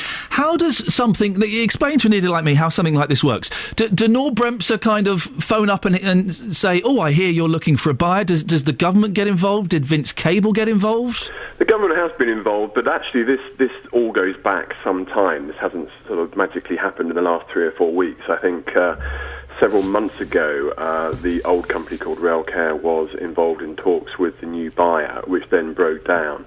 Unfortunately, the company then went into administration, and finally it's been resolved. But actually, when the company went into administration, they had over 20 sort of offers of interest in buying the company, 6 of which were very serious offers of interest. So actually, it's come down to the previous company who was involved. But it's been a long process, but certainly Biz has been involved. They sent over a trade delegation to the German company to have talks. So lots of people have been involved in this, and it's really good to get a positive result. But ultimately, a buyer is now being found and the jobs are being secured. So that's very good news. I would imagine that by waiting so long and waiting for the company to go into administration, that Knorr-Bremse have got themselves perhaps a bit of a bargain. Well, I've not been party to the private negotiations between the two companies, but I can only say again that actually last week my understanding, talking to the administrators, was that actually several businesses were looking at buying it. So Knorr-Bremse certainly didn't have the position where they were the only bidder, right. So I doubt that that's the case. And the signs are up. We got a photograph we put on our Facebook page of the signs, the Knorr-Bremse signs going up yesterday. So does that mean they're in there, their bosses are in there, they're taking control now? Very much so. As I say, I actually went yesterday before the deal was finally sort of announced to go and have conversations with the new German bosses to discuss some of the aspects about what will be happening moving forward. And whilst it's good news that the jobs are being secured who are currently working there, of course we did have redundancies a couple of weeks ago. And I'm now sort of confident that over time it looks as if the site could be expanded again, and hopefully we'll be taking on new employees. I mean, I've been determined for some time now that there is a future for sort of railway engineering at Wolverton, and it looks as if that is the case, so it is good news. So the 130 that lost their jobs were made redundant. There's a chance that some of them may come back? Well, absolutely. That's certainly my ambition, and I sense from talking to the new owners that they are talking about major investment on that site. Obviously, some of the rail franchise contracts are up for renewal shortly. They do have a good order book. I mean, it's very much one set at a time at the moment. But talking to them, they do seem prepared and keen to invest, some money in that site and hopefully improve and expand the facilities. So Well, this is fingers crossed. This is a rare moment on this show where I'm not having a go at an MP or a councillor. I'm getting to say well done for pursuing this and keeping this in the public eye, Mark. Well, I say kind, but it's not really down to me. It's down to an awful lot of people. And the people who really deserve the credit, actually, are the workers at the site, because they have kept that place going over the last few weeks to make sure that it's been a going concern. So, hats off to the workers, because without the staff and the dedication of them over the last few weeks, we wouldn't be in the position that we are today. Mark Lancaster, thank you very much indeed. Milton Keynes North MP. I just think it's nice that normally when we do these shows, it's all awful news, because that's what's interesting. But this is great. A bit of good news. I've got Chris on the line. Morning, Chris. Good morning. Chris, I believe you've got a new employer. Is that correct? Yes, that's correct, yes. You're working for Knorr-Bremse? Yes, I am. When did you find out that things were on the turn and your job was safe? Well, we actually found out about 8:30 yesterday morning. And were you actually at work with all of your colleagues when you found out? Yes, I was. Well, I'm assuming there was perhaps a little celebration and perhaps an early break for tea. Well, there was certainly a lot of smiles on the faces. How did they do it? Did they post up a notice, or did the foreman come and stand? All right, lads, I've got some news. How did they tell you all? No. It was all very professional. Actually, the MD UK of Knorr-Bremse came on site along with his German colleague and announced it to the workforce and gave us a little presentation. So it was all very professional. And have you got confidence in Knorr-Bremse that they're going to be able to make this a success where the previous owners perhaps couldn't? Oh, yes. They're a massive company, so we're all very, very hopeful for the future. And you've not been paid for a while. When do you get that money you're owed? Oh, that was the other piece of good news. Knorr-Bremse announced that they would make up the money, so we're due to get that in the next week. Oh, so you're going to get that in a week or so? Fantastic! It must have been. It must have been a tough time for you and your family and everyone else working there, not knowing if you were going to get paid.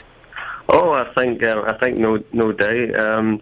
Not only was it tough for the people on site, we all feel for the people who actually had to leave the company.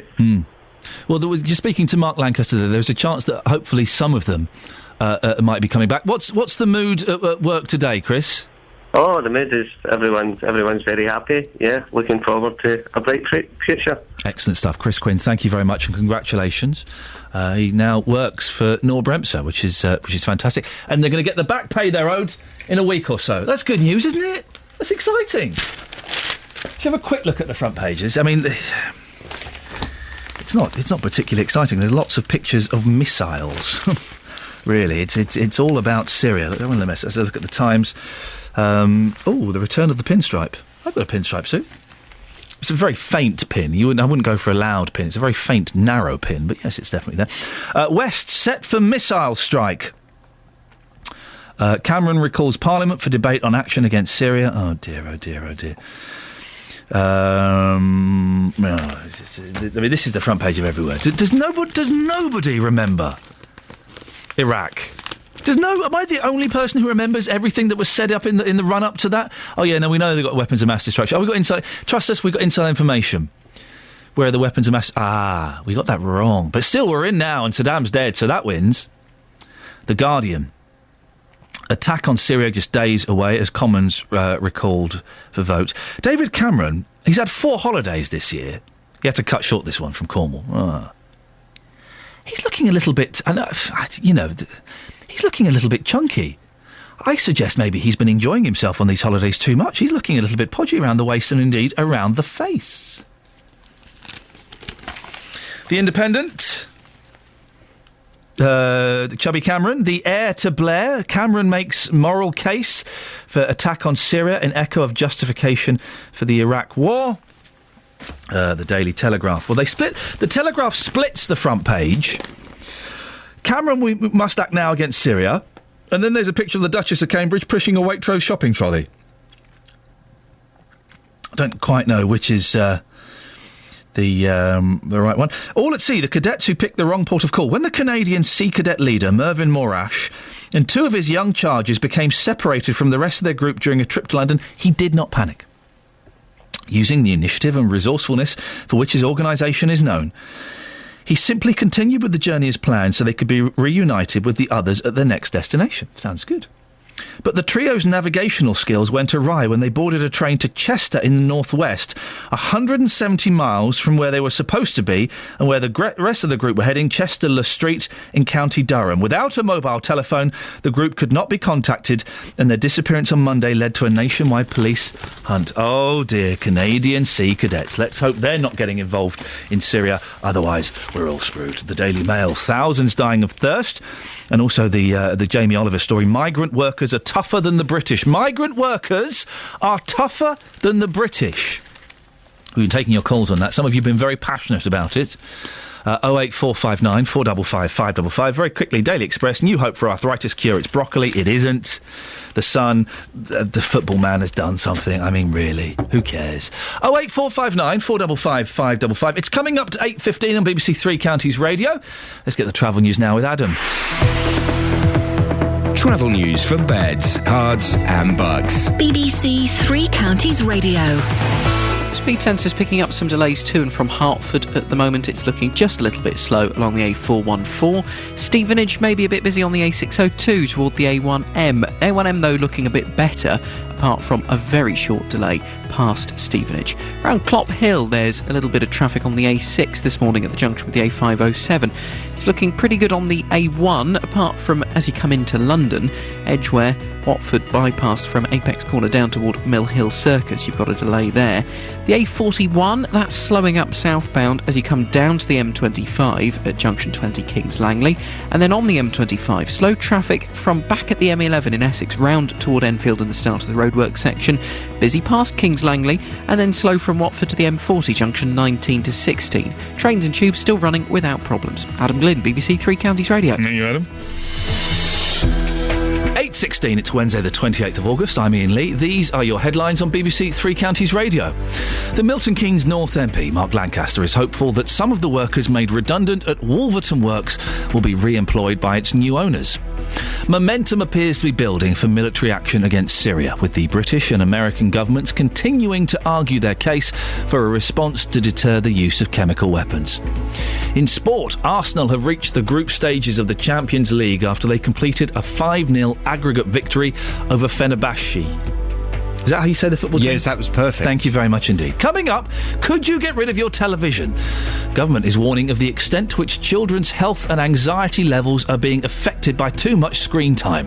We'll be talking more about it before 8:30. But how much TV do you watch, and could you get rid of yours? 08459 455 555. BBC Three Counties Radio.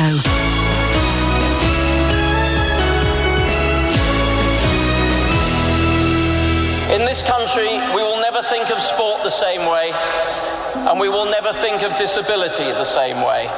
A year ago, a very special event took place at Stoke Mandeville Stadium in Aylesbury to mark the start of the Paralympic Games. A year on, we are back at the Buckinghamshire home of the Paralympics to hear the memories of those who took part and assess the legacy of the Games. You see them now as athletes in their own right, whatever their disability. Listen to the anniversary live from Stoke Mandeville Stadium Thursday from 3 here on BBC Three Counties Radio. Just saying to Jonathan Vernon-Smith is here. My boys and my wife have stayed in Greece a bit longer, and they're coming back today. And emotional reunions at airports are the best thing. And it's the second time I've greeted my children at the airport, and it's wonderful. I'm going to get 2 brilliant hugs from my boys. It's going to be great. But the thing I've noticed now that I've had an emotional reunion is how the people waiting for people to come through arrivals at airports. If you get there a bit early, half an hour, people watching, it's fantastic. It is. And doesn't it make you feel good standing there at the airport, watching all of the people are so happy to see other people? It's really good. It's wonderful. You see kids meeting their parents. parents or meeting their grandparents they've not seen for ages.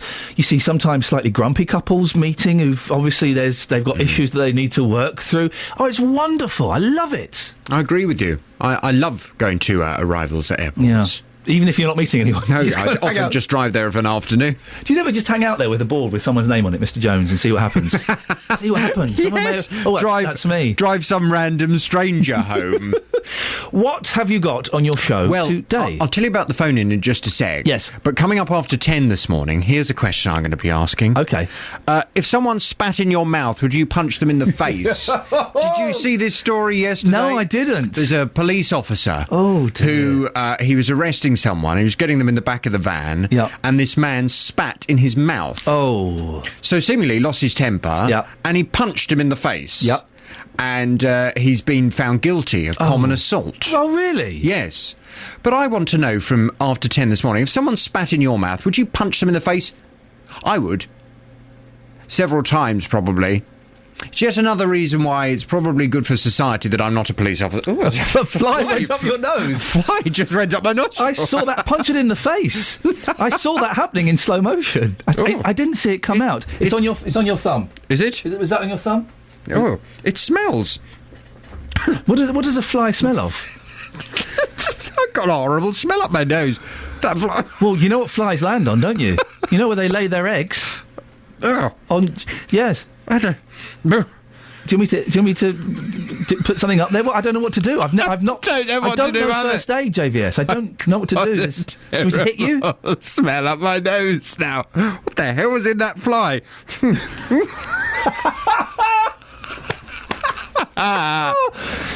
want me to pour water? Smell it? Is it just me? I can't smell anything. No. It's because it's on my nose. Is you got a dead fly that's been sitting on feces up your nose? You've probably got some kind of rare. Have a nostril wash. Have a little nose douche. Have a nose douche.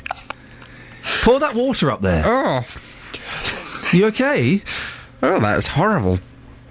Oh, little devil. I think producer Tara's bringing something in to clear you up. Wash my nostrils. She's got a nose douche. Oh, it's a tissue. Thank you so much. That's better. Coming up on the big phone in this morning. At 9, we're continuing with this Jamie Oliver discussion.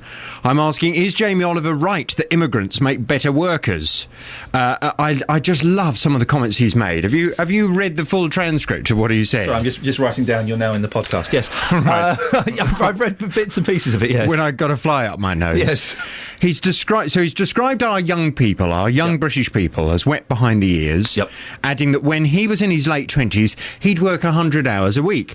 He added, "I have mummies phoning up for 23-year-olds saying to me, my son's too tired. On a 48-hour week. Are you having a laugh?" he said, in his voice. Are you having a laugh? The star of the programmes, including The Naked Chef, has told journalists our European immigrant friends are much stronger and tougher. Mm-hmm. Well, from 9, we'll continue this discussion, and I want to know, is he right when he says that immigrants make better workers? 08459 455 555. It's the big phone in from 9. Well, I'm sure you've heard we've had some very passionate callers this morning. You have, very passionate. Discussing this. We've heard this before. I've heard this before from local companies saying that they've had people come in for work experience, and the British workers quite often don't turn up. The young people don't turn up, or after. I think one company phoned up and said that at lunchtime the guy just didn't come back. He couldn't hack it.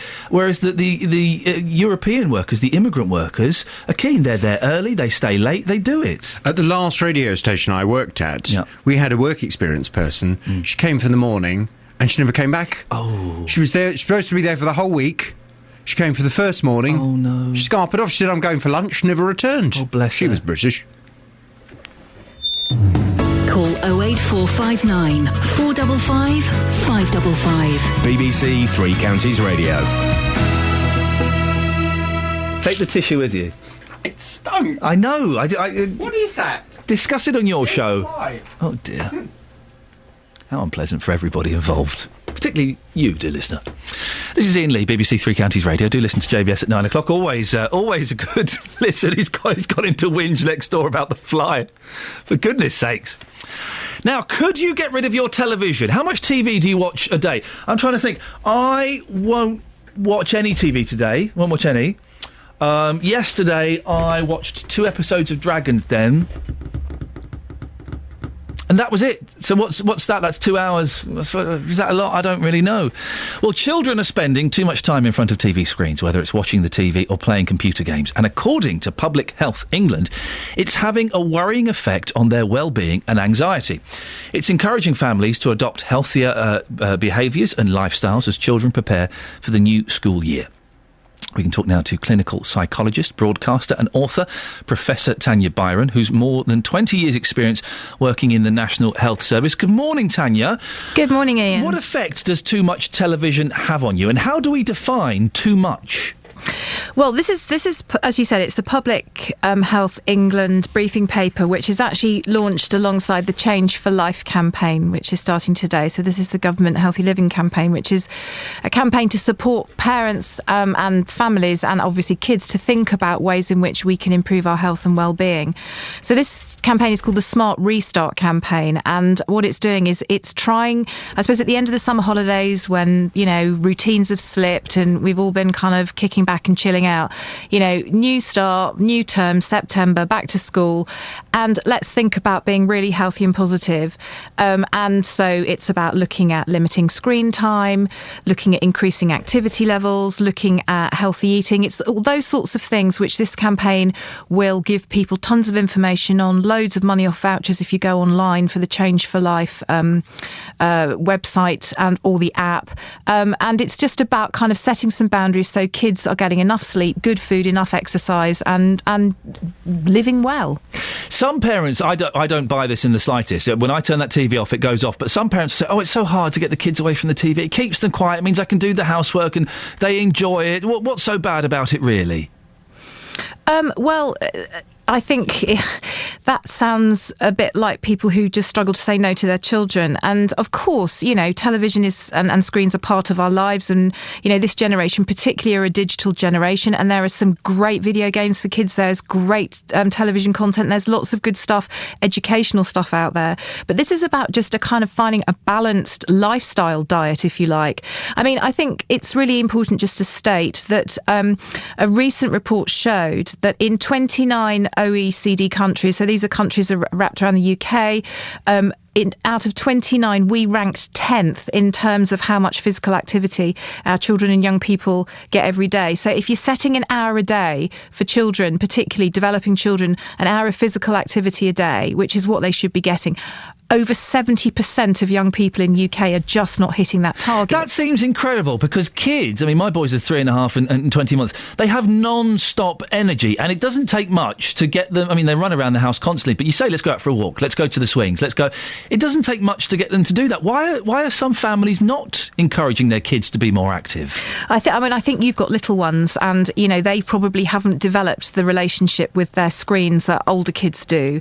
But I also, it's a really interesting question you ask. I mean, you know, we are a much more risk-averse culture. I mean, I grew up in the 1970s. I was out on my bike all the time. You know, kids these days are kind of raised in captivity a lot more. People are much more paranoid about kids going outside and playing, about taking risks. And so kids are generally indoors and generally, as you said earlier, quite rightly, you know, kept quiet in front of a screen, or the screen is still on because parents don't know how to say no and follow through.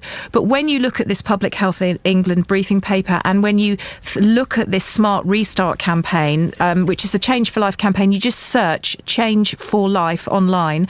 What you'll get is an opportunity to set one of 5 targets, either stretching your legs, moving for 10 minutes a day, building up to 60 minutes a day, helping all parents can want to limit screen time. We support them in ways they can do that.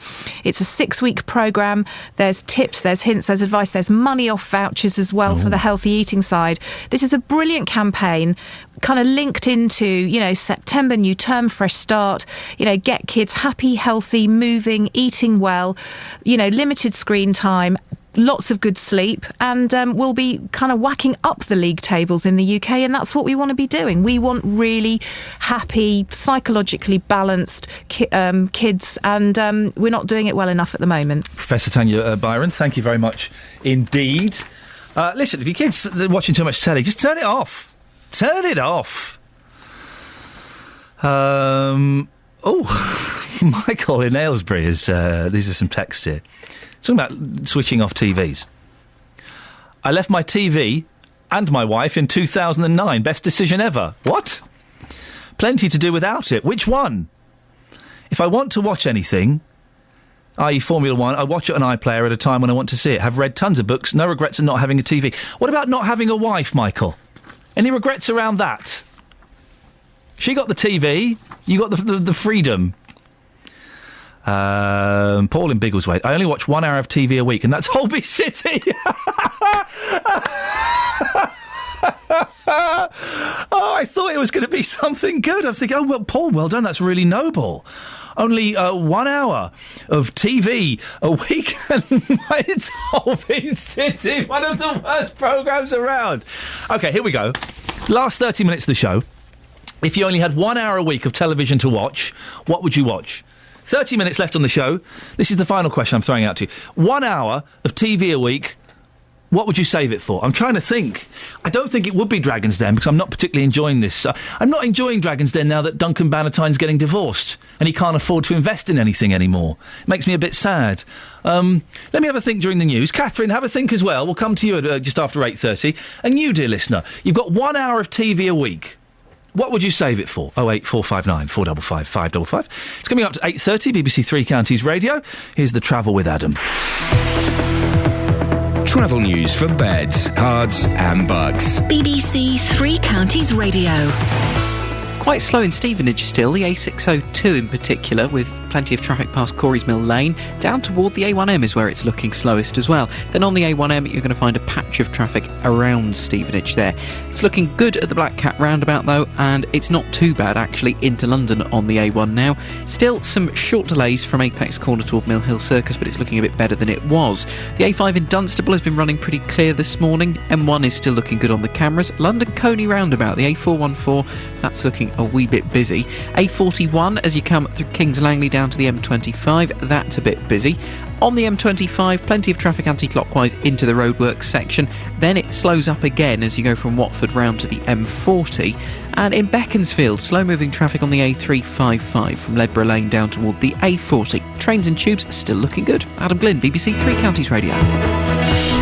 Across beds, hearts and bugs. This is BBC Three Counties Radio.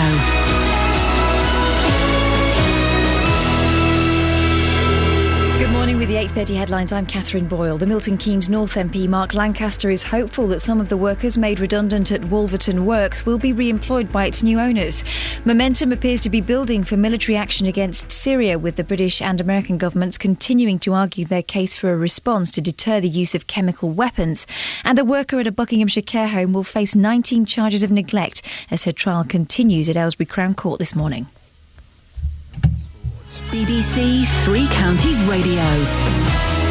Arsenal have reached the group stages of the Champions League for the 16th year in a row after completing a 5-0 aggregate victory over Fenerbahce last night. The Gunners won their second leg 2-0 with Aaron Ramsey scoring both goals. Here's Arsene Wenger. Of course, it's an achievement because if you look at the clubs in Europe who have done it, there are only 3 clubs who have done it in the whole Europe. I hear a lot that it's not enough, and I agree with that. But still it shows that we have been remarkably consistent. But our ambition is much higher than that, and I take that on board from everybody. MK Dons were knocked out of the League Cup last night as they lost 4-2 at Sunderland. The Dons were leading 2-0 until the last 15 minutes with goals from Patrick Bamford and Isel McLeod before Sunderland's fight back. Nevertheless, the Dons manager Carl Robinson was proud of his side. So my younger players tonight and my older players, I thought they showed what a unique style that we've got, and a very attractive style. I thought our ball retention was brilliant. But not just that, we play with an energy and a consistency that created chances. Watford are in Capital One Cup action tonight. Bournemouth will be the visitors to Vicarage Road, with the Hornets set to make changes to the team which drew against Nottingham Forest on Sunday. And also in the Capital One Cup tonight, Stevenage at Premier League side Everton. Borough midfielder James Dunn's hoping to cause an upset. Yeah, no, obviously it is a big game against the Premiership, but we're not going to go there and think the Premiership. We're going to go there and we're going to go there for the win. Cup games are different. They might, if we get in their faces, they won't like it. So we're definitely going there for the win. We're not going for anything else. And that's your latest news and sport. I'll be back with more at 9 o'clock. Are you all right, love? Yeah. We were worried that you might have fallen over or something. My fingers fell over the fader. Your fat fingers fell over the fader. Oh, sausage fingers. Now listen, you've got 1 hour of TV a week, right? I feel sorry for Paul. Holby City is 1 hour. That's one of the worst don't feel programmes sorry ever. for Paul. If you'd have asked me last month, I'd have sounded quite clever because I was enjoying Top of the Lake with that woman from Mad Men. That was quite nice. Top of the Lake, what on earth is that? It was really good. It was about New Zealand, about this really weird town in New Zealand where everyone's into each other's business. And like by that I mean that. Sounds a bit boring. No, it was great. Oh. And then before that was The Return, that French thing that I still can't quite work out. I've been given... Sorry, we should have this conversation off air. I've been given a DVD of the film of The Return that the TV series is based on. Will it spoil it because they're going to do another series? Well, I don't know. So I don't know whether I should watch it or not. Anyway, so now... That was last month. An hour of TV this month. What would you watch? Geordie Shore. Should we just move on? I would. Call 08459 455 555. BBC Three Counties Radio. She really is. She really is as common as muck, isn't she? This is Iain Lee, BBC Three Counties Radio. Don't forget, dear listener, there is a podcast of this show. I'm scribbling down bits of today's show that will go in the podcast. I wasn't here last week, and against my and I did have express wishes that there would be no podcast when I was away. An email was sent around.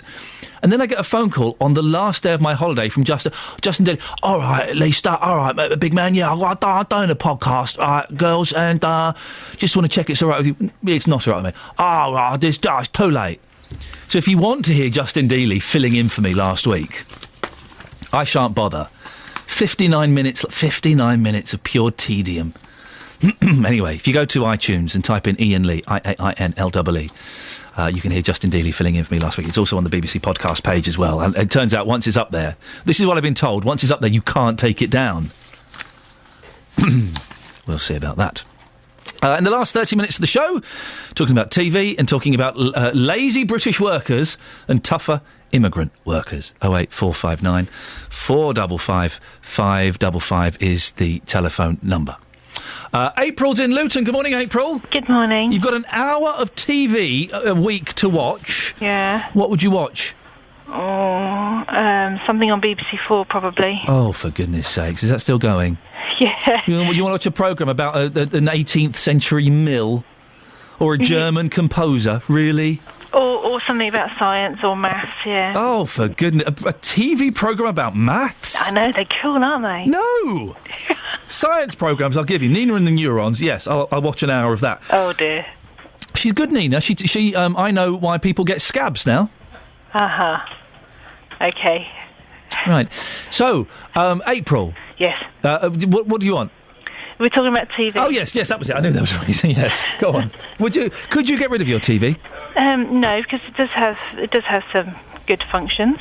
Yeah. We don't watch a lot of TV, and thanks to you, although my son's mostly upset, we don't watch TV at dinner time anymore. Oh, but now, because I said that watching TV at dinner time was a big no-no. Yeah, and I went home that day and I said, right, from now on, no TV at dinner time, and he's absolutely gutted. And how old's your son? 4.5. In your face, 4.5-year-old! I totally owned you. Well, good. You see, I'm informative, entertaining, but more importantly, educational. So we are sticking to it, but TV is a balance thing, isn't it? And when I was growing up, I watched loads of TV. It didn't turn me into an unhappy, unbalanced person. You sound a bit miserable. No, oh? no. I'm a glasses half full person. Optimistic, someone's going to fill the other half. Okay.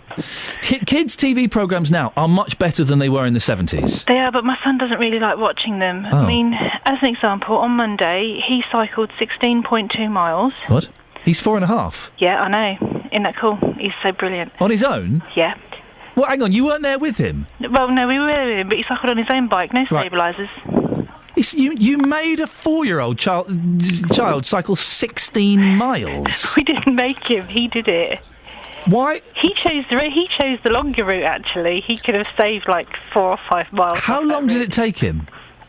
We cycled from where we live to the next town, right, which took about an hour and a half. That's quicker than our resident cyclist Paul Scoynes. It would take him about 4 hours to do that, and he's in his late 30s. We then go to a restaurant and have some dinner. Yeah.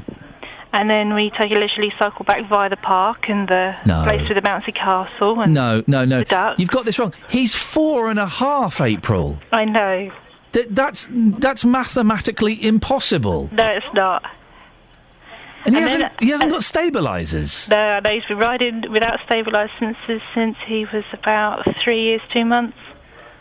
Oh, listen to you. And then after he did that, Yeah. he decided to go down the new BMX track in the village. Yeah, and I hope you said no. And completely owned that. Right, okay, I don't believe it. I don't believe you it. the YouTube video. Yeah, have you sent it to me? I have. Where did you send it to? My email? Yes. All right, hang on a second. Let's. No, you've sent me the TV Society. No. Yeah. Was it? Yeah. No. Yeah. No. Yeah. I'm looking at the email I sent you. No, I'm gonna have a look. Hang on, Iain, Iain. That's me. Hi, nice to meet you. Hang on, my computer. I will have a look at it. My computer is doing what it always That's does, fine. i.e. not working. Okay, That's I will fine. have a look at it. But So he went down there, and then yeah. after that, he decided he'd go have a rest. And so then he went inside and watched Star Trek on TV. Lazy little so-and-so. What a lazy little sausage you've got. Naughty. April, I will have a look at that video. My computer is, of course, being... no, it says the content is currently unavailable. Oh. Well, that's 2 minutes of exciting radio we're never going to get back. April, lovely. It's nice to talk to you. Well done. I'll speak to you again soon. No problem. Thank you very much indeed. I'm sure she will resend that video and we'll have a look. 4.5, riding 16 miles? No. There's something not right about that. Now, lots of the papers today are talking about Jamie Oliver. I know JVS will be talking about this after 9 o'clock. He's called British youth wet behind the ears, saying that European immigrants are much tougher workers. The 38-year-old said that all of his restaurants would shut immediately if he had to find only British staff. In an interview with Good Housekeeping magazine, he says he has mummies phoning up for 23-year-olds saying, "My son is too tired on a 48-hour week." He says our immigrant friends are stronger and tougher. Well, is he right? 08459 455 555. Joined now by Chris Slay, who is the Managing Director of the international recruitment agency Skills Provision. Chris, is Jamie Oliver right? Are immigrant workers tougher? Yes, in a word. To put things in context, you've got to remember that the Brits are known as the whinging Poms in places like Australia. So as a race, we have a history of complaining. So it's not just a generational thing then. It's not the 20-somethings nowadays. It's inherent in our DNA. I believe that's the case, yes. I mean, there are exceptions. I remember having jobs as a young person, getting paid terribly and doing it and working through my lunch break and did it because that was the way I'd been brought up. I would agree with that as well. And certainly the generation I'm of, and I better not tell you my age, because that's another thing we can't discuss now, is age, sex, etc., etc. But we were grateful to get any work when I was a kid. And we used to do it, and whatever the boss said, went. Where's it gone wrong for us, Chris? I think I've mentioned the cultural bit. I think society as a whole is now wanting something for nothing. I think that parents are not as closely involved with their kids' education as they should be. Schools call for a social contract, but how many parents take that seriously? Big question mark there. I think the educators are just following a program that they're told to teach rather than having regard to what business or society wants. A lot of it, I would have thought, has to come down to what the kids see their parents do. My dad worked hard. Looking back, he was probably a workaholic, actually, but he worked hard. And so I've always had that work ethic, maybe not now, I'm turned 40, but that work ethic instilled in me. I'm guessing lots of kids aren't seeing that in their parents. I think that's very true. You've got parts of the UK where you've got second and third generation unemployed that have created and brought up families being totally supported by the state. What they see is what you tend to get. And it's a real problem for us as a society. What are the Europeans doing right then that we're not? How come they do have this work ethic? I think families are much stronger in most of the Eastern European countries, and of course we only see the best of the Eastern Europeans. That's a very good point, yes. Well-educated, often with degrees, and they come over here with a plan. Their plans may change, but very often it's to come over to earn as much money as they can in 2 to 5 years, to either get a very healthy deposit or perhaps the whole of the purchase price for a house back home, and then they go back home in their middle to late 20s to start raising a family. But because they understand that they need to give a fair day's work for a fair day's pay, they just get on with it. And they are grateful rather than believing it is a right to have a job.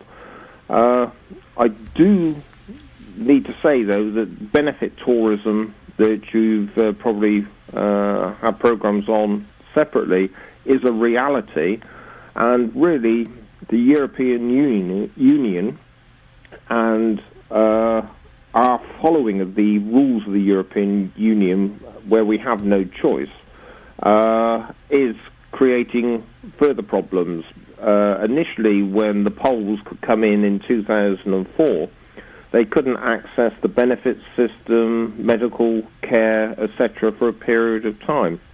That was changed in 2010, I believe, and now the Poles have free access. And of course, from the 1st of January 2014, we will have the Bulgarians and the Romanians having equal rights. Chris, sorry to cut you short there, sir. We are running out of time, so I have to end it there. Thank you. It's Chris Slay, Managing Director of the International Recruitment Agency Skills Provision. What do you think? Jamie Oliver, is he right? Migrant workers are tougher. JVS will be talking about this after 9. He's asking, is Jamie Oliver right that immigrants make better workers? You can start calling him now, 08459 455 555, or send him an email, jvsshow at bbc.co.uk. Very quickly, if you had an hour's worth of TV to watch a week, what would you watch?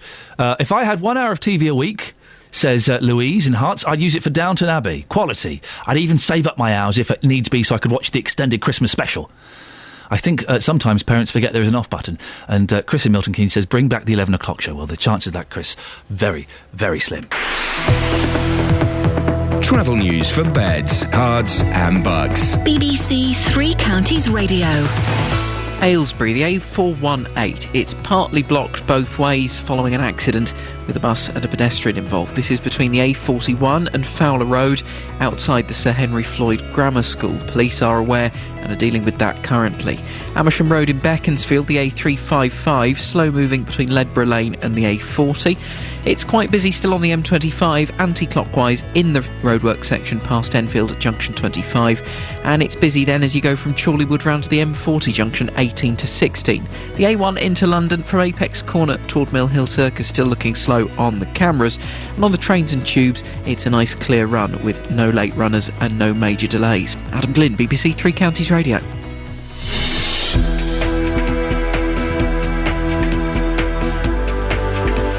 Right, 8:47 or thereabouts. It's Wednesday the 28th of August. I'm Iain Lee. These are your headlines on BBC Three Counties Radio. The Milton Keynes North MP, Mark Lancaster, is hoping that some of the workers made redundant at Wolverton Works will be re-employed by its new owners. Momentum appears to be building for military action against Syria, with the British and American governments continuing to argue their case for a response to deter the use of chemical weapons. In sport, the England cricket team have apologised for any offence caused by their celebrations after winning the Ashes, amid reports that some players did a wee-wee on the wicket at the Oval. So, I made myself laugh there. It's so childish. They did, though. That's what they did. So sorry. Coming up, could you get rid of your television? The government is warning of the extent to which children's health and anxiety levels are being affected by too much screen time. We'll talk more about it before 9, but before that, let's get the weather. Here's Wendy. Beds, hearts and bucks weather. BBC Three Counties Radio. Good morning. 11 degrees in Luton at the moment with still some fog around, so it's a bit of a nippy, somewhat autumnal start to the day, shall we say, but it's going to turn into summer as we go through it. I should think by sort of late morning we will see some sunshine, some brightness breaking through, and this afternoon we'll all have a bit of blue sky, so temperatures then will get to around 22 or 23 degrees Celsius, feeling pleasant enough for the time of year. Overnight tonight, we kind of do it all over again. There will be clear, calm, dry conditions, and there might be a bit of mist and fog developing again as a result. Temperatures 12 to 14 degrees, something like that. So we start the day tomorrow with some hazy brightness. We will see more cloud in the sky later on, though, and that's because of a weak weather front that will cross through. But temperatures still not doing so badly, 23 degrees Celsius, the scheduled temperature for tomorrow. For Friday, another sunny start, but there will be another cloudy afternoon, and that cloud actually might produce a little bit of rain in the evening and overnight into Saturday. But for Saturday itself, the sunshine will return. It will be a tiny bit fresher at 19 or 20 degrees Celsius, but actually both days on the weekend not looking too bad at all. That's how it's looking for now.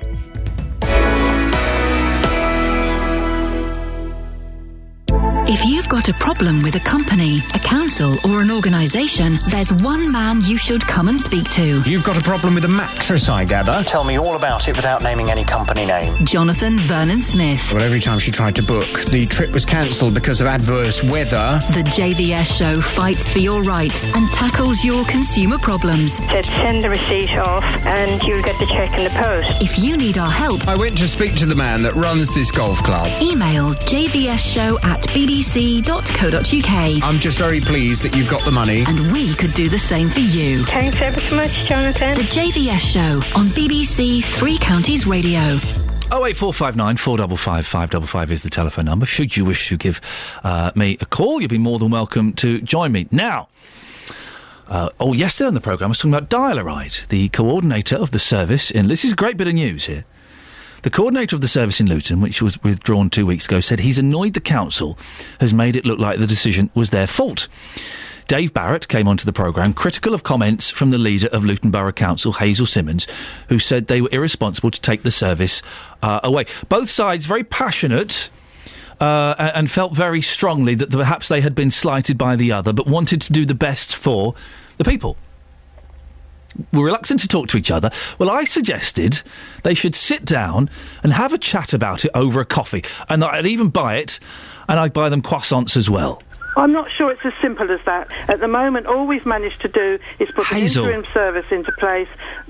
Sit down and talk with him. Find something in the longer term. Dave, Hazel. David and Hazel, I meeting up isn't going to solve this problem. Listen to me, Ian. We need to have a proper business plan for him about what he needs. Hazel, that's not clear. Hazel, just put all of that business stuff to one side. Why don't you start by going to a Costa and sitting down and just having a chat for an hour, just seeing and having a chat. Put those disabled and those elderly people to the forefront of your mind. With him and have a coffee. Right, Dave. Will you meet with Hazel and have a coffee? Yeah, I was up for it straight away. Right. Even then, they're both getting their little digs in. Well, they both said on air they would be going a meeting for a coffee, and I said I would buy them the croissants. It's happening. They're going for a coffee at 10:30 on Friday. Who'd have thought it? There's an exclusive. Stick that in your... If 5 Live want to get in touch with us about this story, Victoria Derbyshire wants to feature us, she can. I'll do an interview with Victoria Derbyshire if she wants to talk about it, or Nikki Campbell. I don't want to do Tony Livesey, though. I'd rather not. But if Victoria wants us on there, I'm more than happy to. Dave Barrett and Hazel Simmons will be going for a coffee on Friday morning at 10:30. That's all we can promise, OK? Can't say any deals will be brokered, but sometimes you just need to put the politics to one side and just need to have a little chat. Fingers crossed. Well done to both of them. They're both, Dave and Hazel, both big people. Well done. I appreciate that a lot. Now, TV chef Jamie Oliver has called British youth wet behind the ears, saying that European immigrants are much tougher workers. I've been speaking about this all morning, and Justin Dealey, who is not an immigrant worker and is one of the hardest workers in show business, has been out talking to people like this, haven't you, Justin? I am very hard-working, Ian, as you know. Very, very hard-working. No, sorry, I even did a podcast last week on your behalf. Yeah, not hard-working, tough to work with is what I meant. Is that right? Yes, that's what about you, then? No, Come on. you did do a podcast last week, and I'm really investigating how I can get that taken off the internet, but... don't bother, because it's staying there. OK, let's watch it zoom down the iTunes charts. You've been out talking to people this morning, Justin. What have they been saying? Yeah, we spoke to some migrant workers in the first hour. They agreed with Jamie Oliver's comments again in the last hour or so here in Luton. Been talking to migrant workers, asking them the same question. Do they agree with Jamie Oliver and what he's had to say? And here's their views. Yes, I agree 101%, because I seen here many times, because before I work in McDonald's and Royal Mail, I think there is 75% migrants which came from outside the country, and they're working, and full time they're working very hard, very much. A lot harder than British people. Yes, it's 101% fact. 101% fact. I mean, you're quite brutal about that, but again, you're just giving us your honest opinion. I saw the news in today's newspaper. There is comment also. The migrants are working hard. I think this is the fact. So would your advice be to British workers listening to this right now, just work harder? If you are comparing, I think both are working hard, but from my side, I think that migrants are working hard here. Like I said, I wouldn't want to insult English people and say that we're tougher or better workers.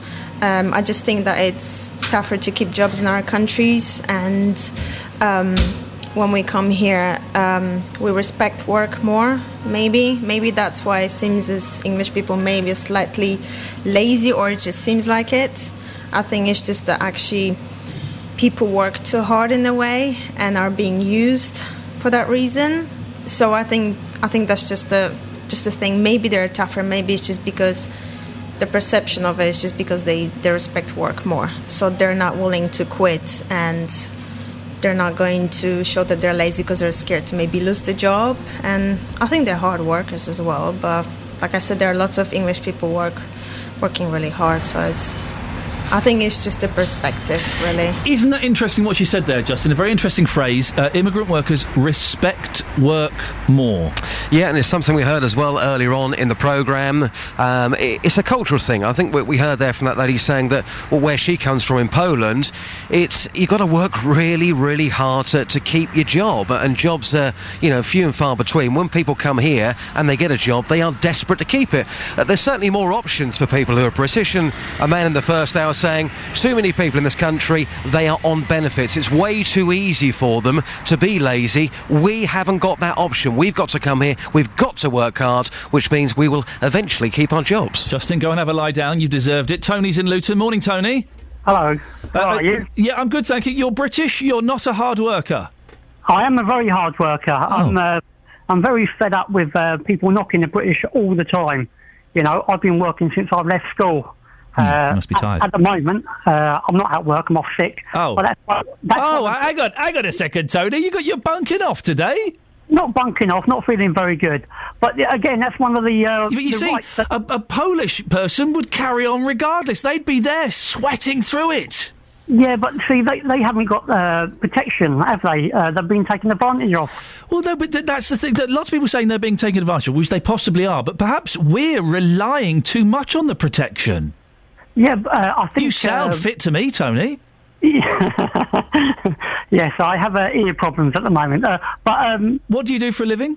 I work in a charity. OK, so you don't need ears for a charity? I do, because I'm on the phone a lot and I get dizzy spells. OK. Well, Tony, listen, I'm moving on. Just going to get one more voice in before the end of the show. George is in Hitchin. George. It's not George, it's Jim. Oh, hello, Jim. Yes, hello. At any rate, yes, I'll just remind you that the Nissan factory in Sunderland, right, has the highest output per worker in Europe. Right, and they're Geordies, of course.